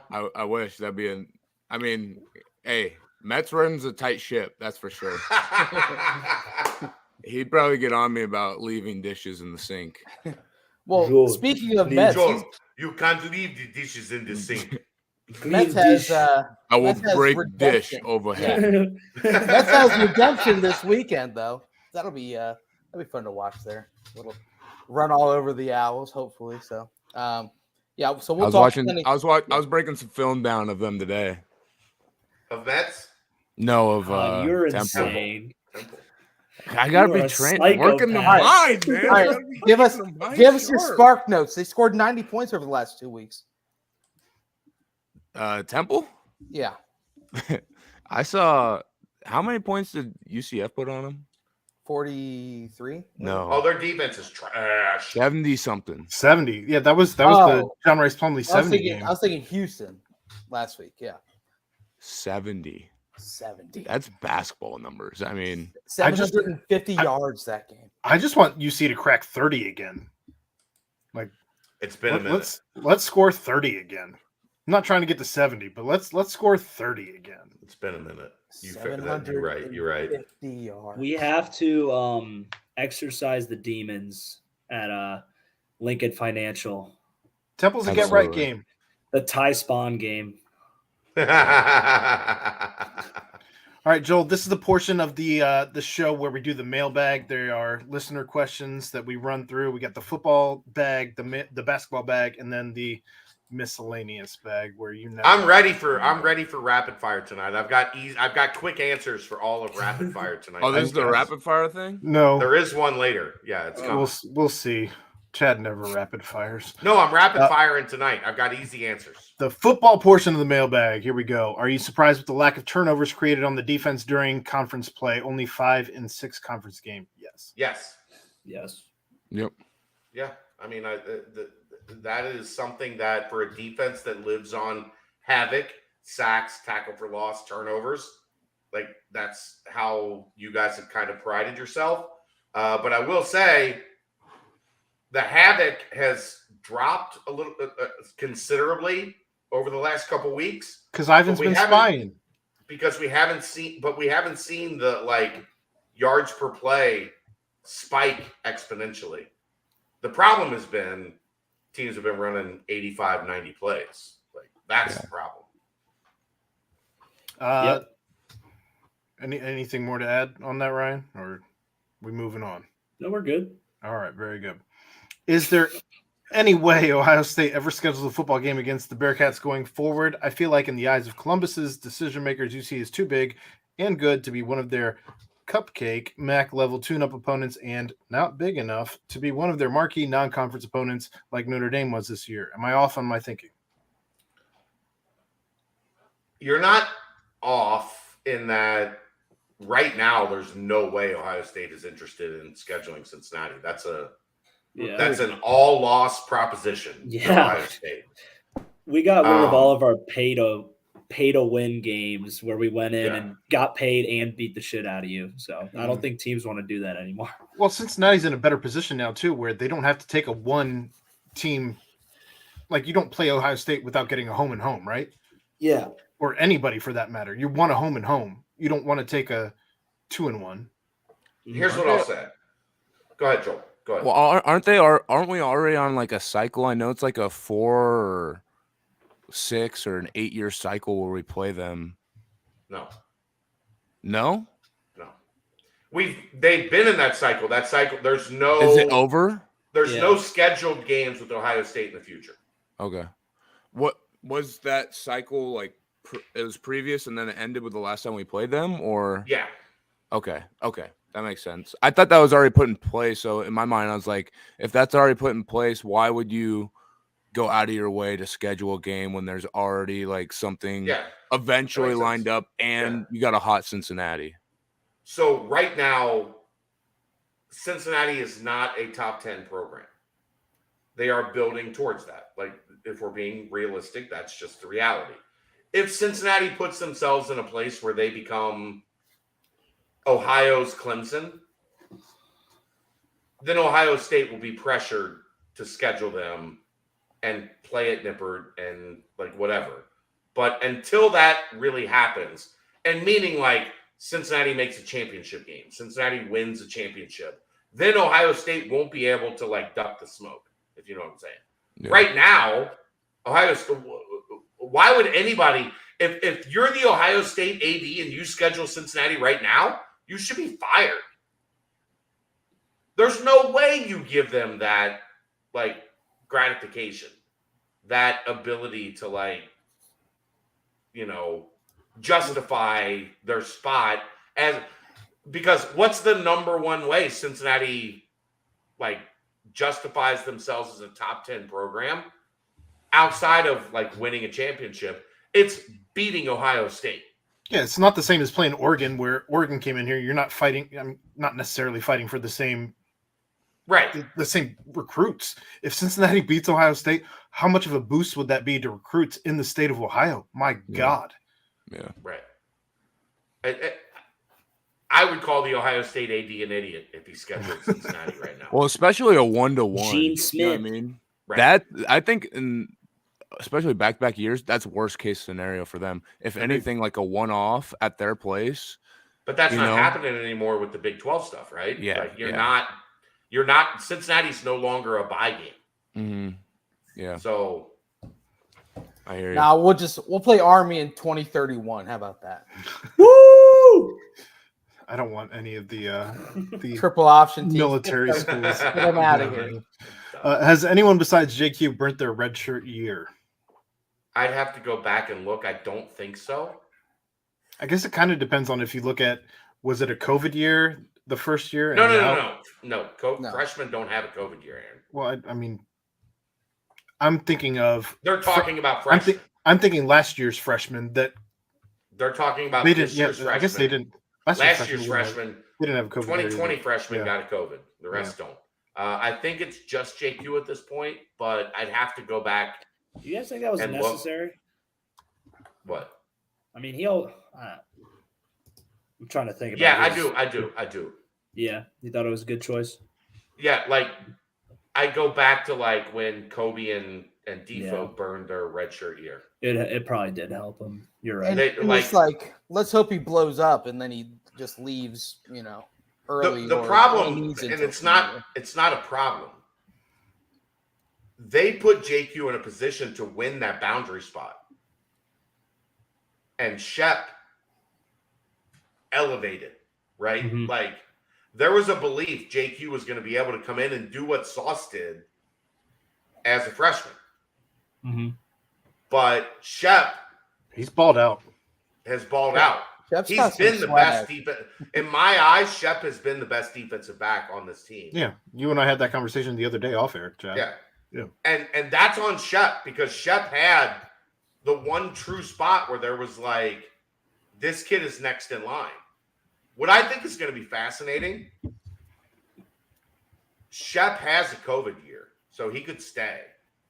If he stays, do you maybe next year have Shep on the boundary and then JQ on the field? And if you do that, you're once again looking at a corner duo. And then Sammy at nickel. Sammy's had a great year too. Yeah, I thought Sammy was really good the other night. Great. I did too. So if you're telling me next year the corner alignment is Shep, JQ, Sammy, I'm feeling pretty good about reloading, 2 seasons after Sauce and Kobe, with Amari coming off the bench. right? Like you got another kid in Amari Snowden that fits the bill. Threats at And safety. and Todd Bumpus and Justin Harris and like corner's Some dudes. in a good spot. All right, this should be a fun one going around the horn. Who are your 3 offensive MVPs year to date? What do you think of Scott, Coe, and McClelland? And then who are your 3 defensive MVPs year to date? What do you think of Ivan Pace, Briggs, and Fletcher as the guest on the show? Hold on. Let me just say, I think we take special teams out of this. I agree. If we're going to do offensive MVPs, 3 offensive MVPs, 3 defensive MVPs, and then special teams. Special teams has their own, and it's obviously Fletcher and Coe have been lights out. But as guests on the show this week, you've had a little time to digest that. Do you want to go first or do you want to go last? Joel. Me? Oh. Yeah. You are the special guest. He has watched a lot of tape. Well, I watched tape on not ourselves. But I'd say the 3 offensive MVPs. I mean, you got to go, T. Scott, Trey, and I think Ben. Yep, I'd say those 3 guys. I mean, I know Ben Bryant gets a lot of flack, but he's put us in a position to win every game, and I'll stand by that. And I get pissed watching him sometimes, you know what I mean? But at the end of the day, like, we're 7-2, and I mean, the 2 games we lost were a mess. And UCF, he didn't play great, but a minute or 2 left on the clock, and we have the lead, and they go drive the field, and we end up losing. You know what I mean? So that I was talking to some guys after the game, and people were just frustrated. I'm like, look, dude, like, you lost the game. You know what I mean? You lost the game for us. You need to be looking at it yourself rather than other people. You know what I mean? And I think that's the same for fans. It disgusts me when you got the crowd chanting, just their lack of support, and that only, brings up insecurities. And I know it doesn't affect him, you know what I mean? And he does his best to, shrug it off, but why? You want your team to be successful. Cheer on the guy who's in, you know what I mean? And do what you are supposed to be. And that's, be a fan. And so my 3 defensive MVPs, I don't know how they disputed, right? How did they leave off? How did they forget about the number 1 defensive player in the country? Yeah. Ivan Pace. I mean, obviously, Dante. And I think the third one, I mean, like, I haven't been able to watch super closely, but I mean, you could easily give it to Briggs, or I think even Tyvin Fosson's been playing really good. Yeah. I think he's been playing his best ball. And I think he started a little slow. Yeah. But over the past like conference play, Ty has been outstanding. And he's been a backbone, you know what I mean? Like when you get sometimes he's been the Joel DeBlanco of this team. Some might say. Sure, yeah. And I mean just like sometimes, guys are on and sometimes guys are off, but I mean it feels like, he's very consistent, and that's what you love in a guy like him. So I give him the nod right now. Ty might be the reason why we won that game against USF. I mean, he was an absolute beast in that game. But All right, Ryan, who you got? Offense, I'm going Ben, Tyler Scott, and I'm gonna go with Chuck. I think he's been big. He's been big playmaking, and I think he's been kind of a surprise for us. Defense, I'm going Ivan, Corleone, and Jay Shep, because I think we've touched on it, but like people don't realize how hard it is to step into that boundary corner after losing arguably the best Bearcat to ever wear the jersey in Ahmad. I don't think there's an argument. Yeah, I'm done with the argument. Ahmad is the most talented, gifted football player to ever wear red and black. and that includes Travis Kelce. Yeah. And so to be able to step into that, I think that's MVP. I think that's a good take, Royer. And I think one thing people don't realize about our defense is like people attack the boundary because it's like a little bit of a weakness of ours. We don't have as many guys in the boundary that we do to the field. And we use our boundary safety in the fit a lot. So a lot of these RPOs, you really put that corner on an island. So you got to have a pretty special dude being able to play that spot. That's why Ahmad was so good, because he had these crazy long arms and he's physical. And so The I perfect think he's boundary done a corner. really good job. Yeah. Can we pause for a second? Did you guys see this from Ahmad the day he got to camp? You guys were here when he arrived. It was like an exponential realization, kind of like how he was. It's like the potential was there, but it was like really when you saw him pick it off versus UCF, it was like, all right, this kid can do anything. And then it kind of just slowly turned into like, I mean, oh my God, he's incredible. Yeah, it was like it was like that developed. It took like some time. Like, holy shit! And then like the last 2 years, you're just like, this dude is insane. It wasn't I also think like campus. I was like, this is the best player to ever come here, and he's going to be a lottery pick. He was 148 pounds soaking wet when he got here. Yeah. No. Well, I also think like, I mean, he gets put on the map, right, with the UCF game, and then you're like, I mean, you know, it was one game, you know, anybody can do it once, and then it happens during the ECU game, in a similar situation that wins us the game. It's like, all right, this kid's insane, you know what I mean? So yeah. Well, I mean, he obviously has taken that to even another further level, and you know, it feels good to actually have validation. More, you know, like you were saying, Joel, in your last, you know, preseason game, just showing that you fit, because there were still some doubts. Even you got drafted in the top 5. It was like, yeah, well, he was covering, you know, lower level players, and now he's out there just dominating. So huge props, man. Huge. Brent, who you got? Man, you know what? I'm going to go off the map a little bit. Why not? Let's have some fun. I think Jane Thompson has done a good job stepping up, having himself a nice little year. Let's go ahead and say O'Quinn has been a good anchor, just trying to, you know, lead that offensive line that was put together kind of ragtag there at the end of camp after the Renfro injury. And then I'm going to roll with Josh Wiley becoming the tight end with the most touchdown receptions in UC history. There you go. Off the map. When the defense. Oh, all right. Hopefully no ECU people are still listening, but I love threats more and more every week. I don't care that, you know, there was that targeting call or whatnot. He's flying around and he's starting to play without thinking too much.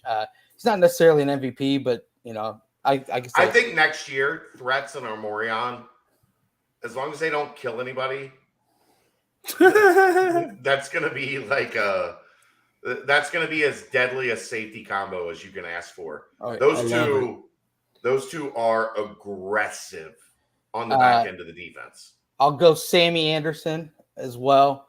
I think what he's done over the last month. I would give Taj and Sammy and the nickel have been awesome. Put them together, yeah. And then Joel, what are your thoughts on Jaheim and you too, Ryan? I feel like Jaheim stepped up over the past couple of weeks. He seems like he's starting to play, you know, more freely and whatnot. Absolutely. Jaheim's biggest thing is if he can play within the scheme and not think, that's when you're going to get your best Jaheim, because he has an NFL capability. Absolutely. I mean, we called him a PK, production king. He just finds the ball, but his problem was sometimes he wouldn't know his job all the time. You know what I mean? But I mean, he's just gotten better and better each week. I was hyping him up after the game. I thought he had a really good game, and there's a string of plays there where he was making a bunch of tackles, and I gave him, you know, crap for the one that I mean, I guess he set the guy up for targeting, right? But he got beat on that one. You know what I mean? On the wheel route, that was a horrible Horrible matchup. It was all Jaheim did it on purpose because it was all an inside job. It was calculated. right, It was right. calculated. Yeah, it's an inside job. When they go to Jaheim's this, Dick Cheney. There should be an investigation. And threats Jaheim don't even Thomas. go for the That's ball. who like that's who should be investigated, right? If Jaheim did a better Jaheim. job, then Brian Yeah. Threats wouldn't have had to the you know, accomplishment. in that Yeah. guy's life. All right, Chad, who you got? Tyler Scott is the obvious offensive MVP at this Correct. Everyone's got point. it. He has 9 touchdowns, all of them outside of 20 yards. 14 in his career, all of them outside. All of 20 them yards. outside of 20 yards. That's stupid. That's He's- the dumbest stat I've he's- ever heard. He was a running back coming out of high school. He was not a guy with a bunch of fanfare. He is an elite field wide receiver. And I think in the NFL, he's probably going to have to, and he's going to make a lot of money in the NFL. He's probably going to have to be a slot guy in the NFL. But guess what? He's going to make a quarterback very happy, if not this year, next year, coming out of college. I would still go Trey right behind him because Trey has been phenomenal out of the slot. And then I'm kind of mad because I think Brent stole my thunder here. One of the main reasons Trey and Tyler are so effective is because defenses have to game plan for Josh Wiley. They have to account for there's a reason that you see Aaron gets incensed that they don't motion much in this offense. Mm-hmm. You know who they do motion? Josh Wiley. Mm-hmm. Because Josh Wiley, when they motion him, the defense has to give up Respect their tell on how they're defending Josh Wiley. Mhm. So I would go those 3 on offense. On defense, Pace, Corleone. And I think I would go Shep just because it was so unexpected. I'm with you as far as Tyler Scott, Trey. I'm going Ben only because Ben's pacing to be better than Geno statistically. Ben is on pace to have one of the 2 or 3 best seasons in program history. People And he should have the best if he could be playing better and he knows it. He's in. I think he's in his own head a little bit. And there's when you get booed, yeah, I don't think he cares. Ryan, you care. You care. He's a good sport about it. Of course, he's a good around sport about it. But every time Evan comes on the field, the stadium erupted to the point the offense almost struggled to get the playoff when Evan came in that goal line, goal to go situation.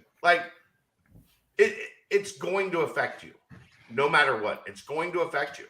Back to my MVPs though.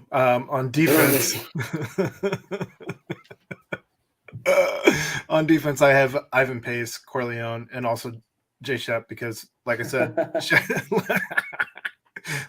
Chad and I talked about it off air the other day. I actually brought up the conversation that I think Shep is actually having a better year this year than Arquan Bush, and I didn't see that coming, if I'm being completely honest. So yeah, I mean, as we talked about though, Arquan's being asked in that field spot to play off. Yeah, and I don't love that, but I hated it last year when they made Kobe play off. It's no fault of at the field. It's no fault of Arquan's necessarily, but he's been. Joel, come here. Yo. Come here. Why does the field corner have to play off? Because there's a legitimate reason for that, where you press the boundary. It's because of space. Yes, right. I want people The to throw is understand so much longer to the field than it is to the boundary. There is no space to the boundary. It's bang bang. But teams are taking the free access on Arquan. Yeah. A lot. Mm-hmm. So and everybody is like, hey, well, why don't you press Arquan? Like I wanted him to press Kobe last year. I wanted Sauce and Kobe to be in press coverage. Yeah. Brian Cook will figure it out. You play different defenses and there's different things you give up. And sometimes, you'd rather give up, the 5, the 6, the 8-yard hitch compared to 17. Yeah.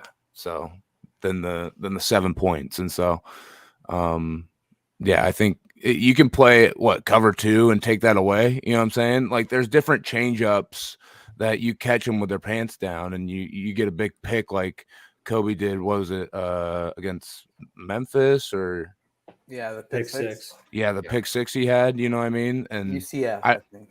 UCF. And so, I think being able to switch it up is the most important thing. So they don't really got an exact beat on. I mean, we play a lot of man, you know what I mean? And it's because we want to be aggressive, you know, and, but those throws are long to the field and, you get a little bit more time to react. And, you know, one of those throws, I'm sure Arquan's waiting to jump, you know.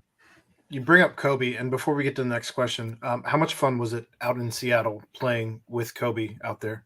It was a lot of fun. I mean, having like a guy there that you just have a bond with, not necessarily you're hanging out with every day and, you know what I mean, like on each other's hip, but just having a guy there that, you know, you have that bond and relationship with, like in the game, he goes, makes a play. Like you're just familiar seeing him out on the field with you. So it was a lot of fun. It was a lot of fun. And cheering him on and when he has success. You ever ask him how to punch the ball out like he does? We talked about it. Yeah. I mean, we talked about it's just a skill that you work and develop. I mean, he has such a great awareness of the ball, but he doesn't just do it on game days. He does it all the time in practice. Right? Like that's what he is. So he's constantly working it. And so it's not a surprise when it happens in the game because he always does it. And I was talking to him like, I want to start doing that more too when I'm in practice because, you know, if you don't do it in practice, how do you expect for it to happen in the game? I always laugh every time you see him tackle, like the team accounts will put out like, Kobe made this tackle, and every time you see the tackle, he's always coming with that right hand closed fist. Yeah. No matter what. I just thought we would be remiss if we didn't ask you about your time with Kobe in Seattle, so did want to get there. Great question, Killer V. Well done. What are your top 3 needs to move from a top 25 program to a top 10 program? More talent, like more depth. That's always the goal, right? Like O&D line. Yeah, O&D line. Trenches, finding higher level prospects on the O&D line. Not like what gets you in trouble is if you're trying to find some random guy after the signing period. Yeah. You can't go find a random, like, is he a linebacker? Is he a defensive lineman? That'll really mess you up. Hey, you probably Joel, won't get nothing out of him for at least 4 years. Yeah, 4 years later, like maybe 4 years later, he wants to go to Michigan. And just hope he's on the 6-year plan. And there's not going to be another COVID year, so you're really only getting 1 year out of him. I say that's a pass. Maybe he works at a local bar and he starts rolling up like beer cases, like they're joints. Like unbelievable. Just look at Bam. Look at the Bama game. That's a great. If you really want to know the difference, like Bama game, our quarterback was good enough. All of our skill position was good enough, but we got beat up front and we got Georgia up front. Hudson goes out. Yeah. And instantly they had one guy that was better at that position than the backup for Hudson. Mm-hmm. If James Hudson doesn't go out of that game, I think you guys win that game comfortably. Yep. It's at the line of scrimmage. It's at the point of attack. 100%. And, it's not having to take these wild chances at the last minute on guys that nobody's ever heard of. Like, we'll have these high points, you know what I mean? Joel, you got to come back. You got to come back to the mic, Joel. Sorry. Yeah, it's like we have these high points of being able to reach, like, college football playoffs, championships, but we got to make sure our average, like, this is a year to, like, I think this is like a defining year of the program in terms of, like, what you really got. You know what I mean? What is the real culture these of the last program? 3 games are gotta win out and go to the critical. Cotton Bowl. And this is all culture, and gonna be going to Orlando too. And I wouldn't want it any other freaking way. Down to the wire. Come on. Yes. You're a psycho. You gonna go to the erector set, you guys? Bring the bounce house, baby. Just go right into their fucking house and take it from them. Got to take care of business first, though. Brent, anything to add as far as needs for the program? Just more players like Joe DeBlanco and Ryan Royer, if I'm being honest, right? All right, moving on. Hell yeah. Based on who is probably coming back next year in the Thank God incoming- this wasn't Thursday night and he said we need more Sopkos and Saddies.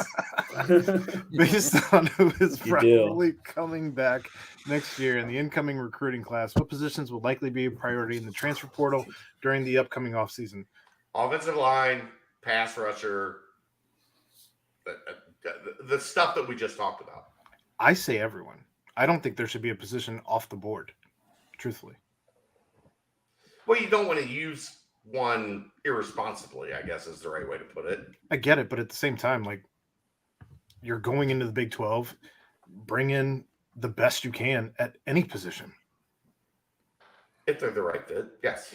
Yeah, I mean, you go out there and see the market. I mean, the reason why we don't just bring in every, transfer we can is because, you do things at key positions. You hear Fick talk about it all the time. You bring guys in at key positions that fit the mold of the program and the culture. Like, ultimately, Sure. if you have a culture of a whole bunch of transfers, then once those guys are gone, you're screwed. So it's tough living a life as a coach, in my mind, relying on the transfer portal. That's why we've done such a good job of developing the guys that we have there, and we'll continue to do that, and we'll continue to bring in guys like Ivan Pace at key positions, and being able to bring our game to the next level in those other areas. Yeah, their hit rate has been phenomenal Mhm. in the transfer portal. I mean, you look at Ryan Coe, you look at Ivan Pace. Even going back to last season, they've been Corey Kiner. I don't know. I can't think of many. Tunstall. Who have they missed on in the transfer portal? The safety from Alabama. What's his name? I can't remember. Yeah. McDonald. What's his name? Yeah. Yeah, Kyrie. Yeah. That's our only miss. But Jerome Ford, 100%. they've been so good in the transfer portal. Like, Yeah. I don't expect them to do anything in Darian the transfer portal. Beavers. Yeah. Brian Cook. Brian Cook. It's all pretty good examples. Yeah. Good I job, checked Coach Brian Cook Fickle. was pretty good. So I don't Yes. expect them to do anything in the transfer portal that's going to And- the track record speaks for itself. Yeah. And look, there were a lot of Don't people do it. when Ben the Bryant. Cook and Beavers thing happened fast. Yeah. Like, it was the end. Ben Bryant. There you go. The Cook and Beavers thing happened fast. It was like the beginning of the offseason, right before the spring ball. Got to get these guys in, and everybody in town was like, "We're bringing in like a 2-star from UConn and a guy nobody had any clue existed from Howard." NFL players. Yeah, no, just no big deal. Mid-level, like high round draft picks. I still love when Beaver's picture from UConn goes out, where he's like flexing in his dorm room or whatever. And Beaver's best friend at UConn was Tunstall. Yeah. Like they're they're tight. And did Brian Cook scare you guys as much as he scared me when he showed up? He terrified me. I was just very intrigued by him. I was like, Because he just showed up like Predator. around Like a our freak. just never bowl talked. game Right. practices. Yeah. Right. He was just Right going between the crazy. bowl game and I'm like, who is this guy? and then he started Predator. playing, and you're like, You knew he had some shit to him, though. You're like, yeah, I don't like. You can tell like immediately when like you come into contact with the guy. He's like, all right, this guy's got some shit to him, and I knew that right away. they have earned the benefit of the doubt on who they think is a fit in the transfer portal, and those guys coming in and being effective. All right. I mean, ask Aaron. Blue Smith is, he's really found his niche this year, He is a phenomenal blocker on running and plays. he's made a couple catches. He he's has had a made good couple year. catches. I stand for him for Chug, three chug, years. chug, chug. Oh shit! Is my camera on? Yeah, it is. And lastly, Too many of these damn whipped cream cans over here, man. lastly, We're still on football. Fuck. Lastly, in the football, since this is Sorry, Gino's guys. second year of play calling, do you think the change from a dual threat quarterback versus a pocket passer has caused some of his challenges, or is it more due to the coaching changes not gelling yet? Desmond Ridder, Jerome Ford, Alec Pierce, Big. Jake Renfro getting hurt. Like, Yes. Coach That is Cummings. such a big hit. Coach switch. Yeah, Cummings. like there's a lot that has happened. Like Yeah. I posted this earlier this week. You know how many people were thrilled with Marcus Freeman at the end of the 2017 season? Yeah. Everybody wanted to fire his ass immediately into the sun. Yeah. Joel was there, you know. Yep. I Like, remember you guys got destroyed. Freeman would stay overnight in his office and blow up an air mattress because he'd be trying to solve the issue. With six kids at home, that's not an easy. Yeah, that's not an easy task. Yeah. Vinny told him, "It's okay, Dad. I still love you." Shut up. He just doesn't get it. We need one more. We need one more of these guys. These seniors. Right? Psychopath tendencies paid off. Yes. Give Gino some time. Gino's the best, man. Like, Yeah. come on. Like, They'll what be I've all right. heard this year in this fan base turning on Gino Guidugli. Gino fucking Guidugli. Just get Renfro back. I don't know next where they're year. from. Get Cummings another year with the O-line with his guys, and we'll be fine. Find some more Hubers, right? Find some more Joe Hubers, and everything's gonna be okay. Diamond in the rough. All Joel, right. your thoughts on Joe Huber? He's a freak. Remind- He's built like this character in this game I played growing up called Spyro. It's he just looks he's The dragon? Yep. Yeah, like a secret agent. I'm a secret agent. Best And, hair on the team, Oh yeah, for He's sure. got some flow. without a doubt. Yeah. And he's a freak. That's There ain't that's many of those.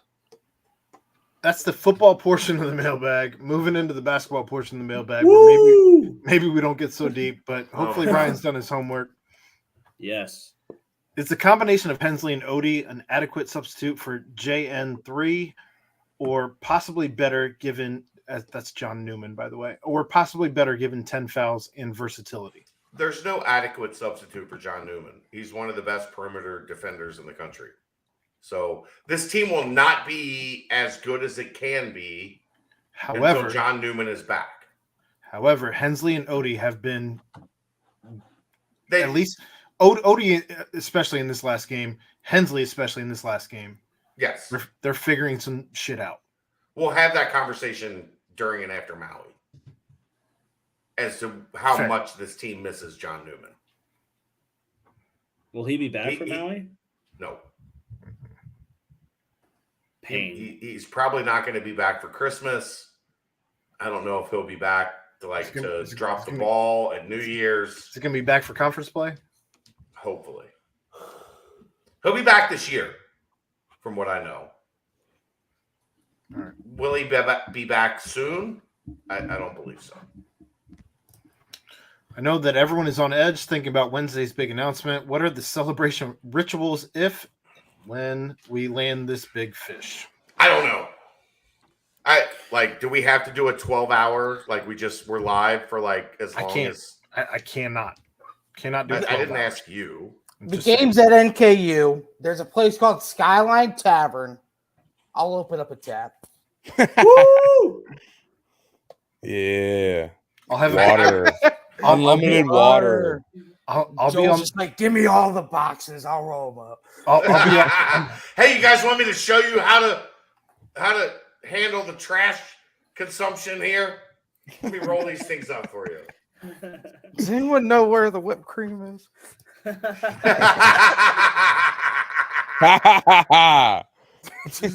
Oh, Joel. I don't know. I'm sure I'll end up on a podcast with Chad, and I'm gonna have the baby strapped to my chest. I feel like it's what it's gonna be. It might look. There aren't many situations that weren't Yeah. earning money, like the number one recruit in the country committing to your school. Yeah. So You don't get if many that opportunities happens on like that. Wednesday, I'm going to sacrifice maybe everything. We'll see what happens. What did it cost? A bold Everything. statement. Everything. Is Josh Reed definitely redshirting? I don't know. I think it depends on the injury situation, right? Like, Right? I mean, if anybody else goes down at the 4, I think that you want to have more depth at the 4, probably over anywhere. Does Josh Reed want to redshirt? No. Of I course think not. that's the reason you see Sage not dressed as if he could go in the game, but Josh Reed is still dressed to go in the game. People want Berg after dark. I know. Daniel. I threw that up. I mean, I'll see. Berg has a lot going on. Who the hell's Berg? It's a long story. He used to write for Chad. He still writes for Chad. He owns a landscaping company. He's the most entertaining writer that covers UC that you will find. In basketball. In basketball. And football. He doesn't write football. But in basketball, yeah. He's great. Berg's a character.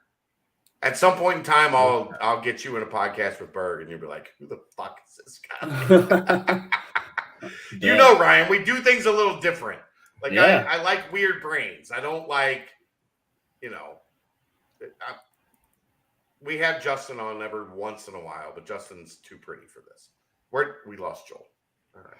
Has Rayvon or Jizzle signed yet, or are they waiting to sign together with Isaiah if he commits? Jizzle has signed.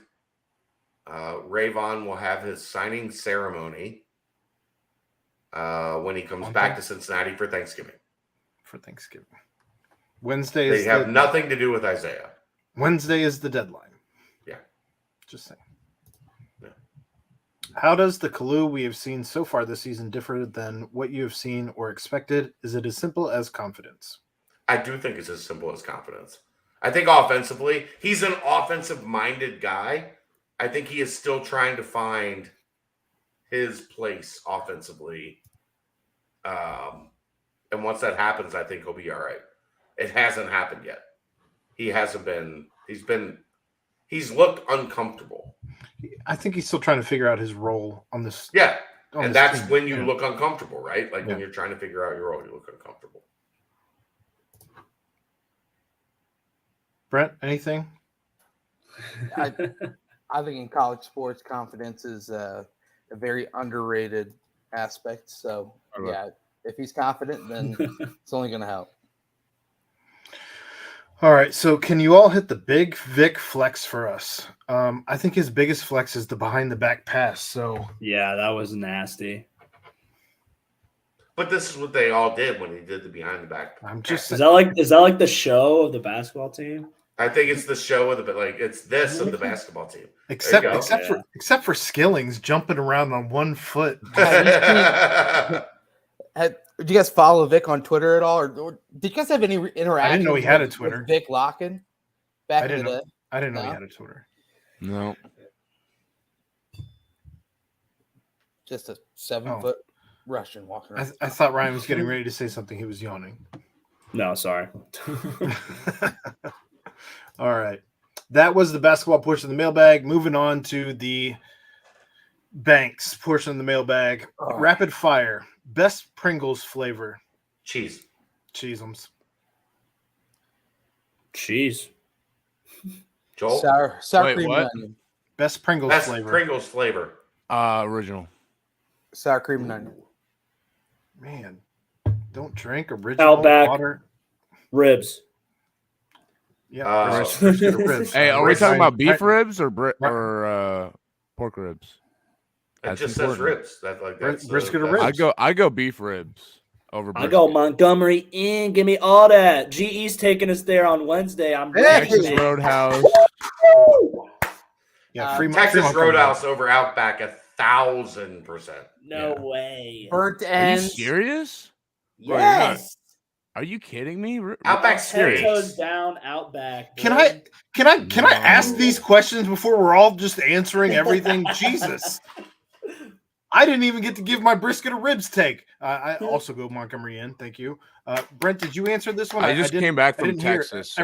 Everyone's screaming, Brent. I said burnt ends. That's kind of brisket. So I don't know if that's even on here. Turkey tips from Alabama Q. All right, so Texas Roadhouse or Outback. I go Outback. Yeah. You guys are. What do you get there? You don't get steak. I don't eat steak, so it's fine. Why don't you eat steak? I've never been to Texas Roadhouse. I'm just not a steak person. I don't know. I've never been a steak person. Is there hold on, Ryan, Joel? Is there any more reason to fire someone than I just don't like steak? Yeah, I mean, you were talking to Joel is going to assault you for that. Hey, you guys want to see a steak I cooked? Joel doesn't drink or do drugs. You know what he does? Cow. Yeah, he does cow. This guy, he'll come in a football and be like, Royer, look at this marbling I had on this steak last night. Dude, we had good. I'm like, I don't give a shit. Steak, Aaron, steak. That's what that is Joel DeBlanco's drug. Oh, yeah. Damn, that's a Tommy. Yeah. The boy. Was that for Yellowstone last night? That's that NFL preseason money right there. No. No, that was after I'd signed with the Saints, a little celebratory, you know. So yeah, that NFL preseason money right there. That's I ain't getting no money. Blanco streaming money hitting your line. Come on. Thanks. The doobie. All right, follow-up question. Me. Twitch, bang. Follow-up question. Assuming Royer can design a trebuchet for me, can Aaron make a guest appearance the first time I use it? Yes. I don't want to be catapulted. What I'll catapult you to Tulsa, Oklahoma to cover the Tulsa Golden Hurricane in their homecoming game matchup against the Temple Owls. And their star player, Ethan Hall. Better than Rice. And then P.S. Brent, I feel like I never ask you anything despite you being my favorite. Where does your never-ending optimism come from? Hashtag AAC23. Oh, man. You know what? I find it's a lot harder to be mean than it is to be nice in my eyes. So it's a blessing and a curse. You got to have I find it pretty easy to be mean. Positive outlook on everything. Yeah, Chad, we know. We just follow your Twitter account. We can find that out pretty quick. Hey, a blessing and a curse. If you keep a positive mindset through everything, your life's gonna be pretty doggone happy. How are there 66 people still watching this show? Amen, brother. I have no idea. One last question. Wes Miller is putting a Bearcat Journal roster together composed of Chad, Brent, Dave, Berg, Aaron, Royer, Reagan, Mick, and Jeff. Who is the starting five? Who leads the team in scoring? I am going to town on y'all. I'm absolutely starting. There's no doubt. I'm tired thinking of it. Let's see here. I've been to Wes's practices. I'm good. Leading scorer. Jeff's going to be a prominent player in this thing, right? Jeff's a Jeff and Royer, a detective for the Cincinnati Police Department. What about me? You ain't seen me on the hardwood, baby. Right. No, we've just seen you. Yeah. Ryan saw me for the first time. Doesn't look? I've got a little athleticism. Look to me. I was digging that polo, man. Dressed to death. Button down, the full button down. The full button down with the He had gators. The slackies on. He was coming back from homecoming. Homecoming. Hey, dress for the next job, not the current. He just got grinded on for the first time. In terms of if we're really putting a BCJ roster together, I'm taking Royer, DeBlanco, Soppy, Statty. Statty can hoop. Statty's really Statty good. Can hoop. Yeah, Statty can hoop. Statty's one of those guys that just got. Can hoop a little too, man. I'm probably taking Garrett. We need some size, right? Yeah. MetLife is not big. Met's a coach though. Yeah. Yeah, he would be the coach. Matt would be the coach. Fair. The offense is humming. I'm taking all the former athletes. I don't blame you in any way, shape, or form. We're getting to a point now where I purposely included a bunch of former athletes into this universe because they're former athletes and I'm just an asshole. So who leads the team in scoring?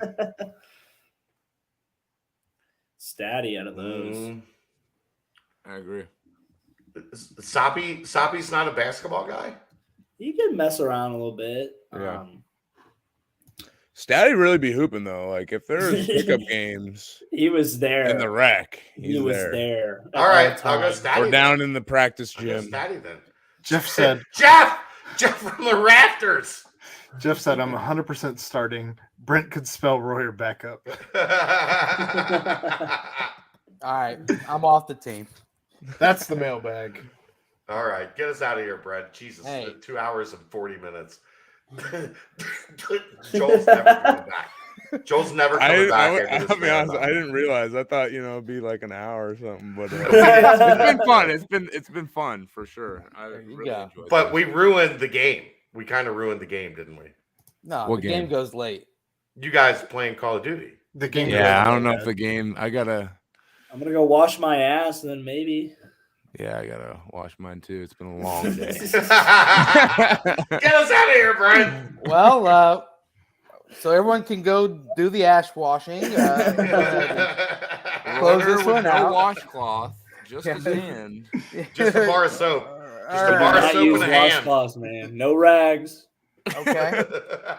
It's an inside joke. All righty. Another Very time. good.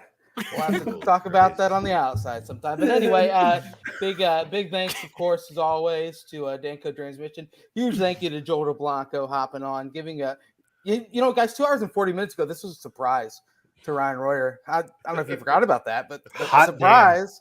It was Surprise. awesome. But, Quick Paper Supply. Yep. Big shout out to Quick Paper Supply as well. But as always, for everyone here, Joel, Ryan, Aaron, Chad, I am Brent Young. And again, another fantastic BBP presented by BearcatJournal.com. See ya!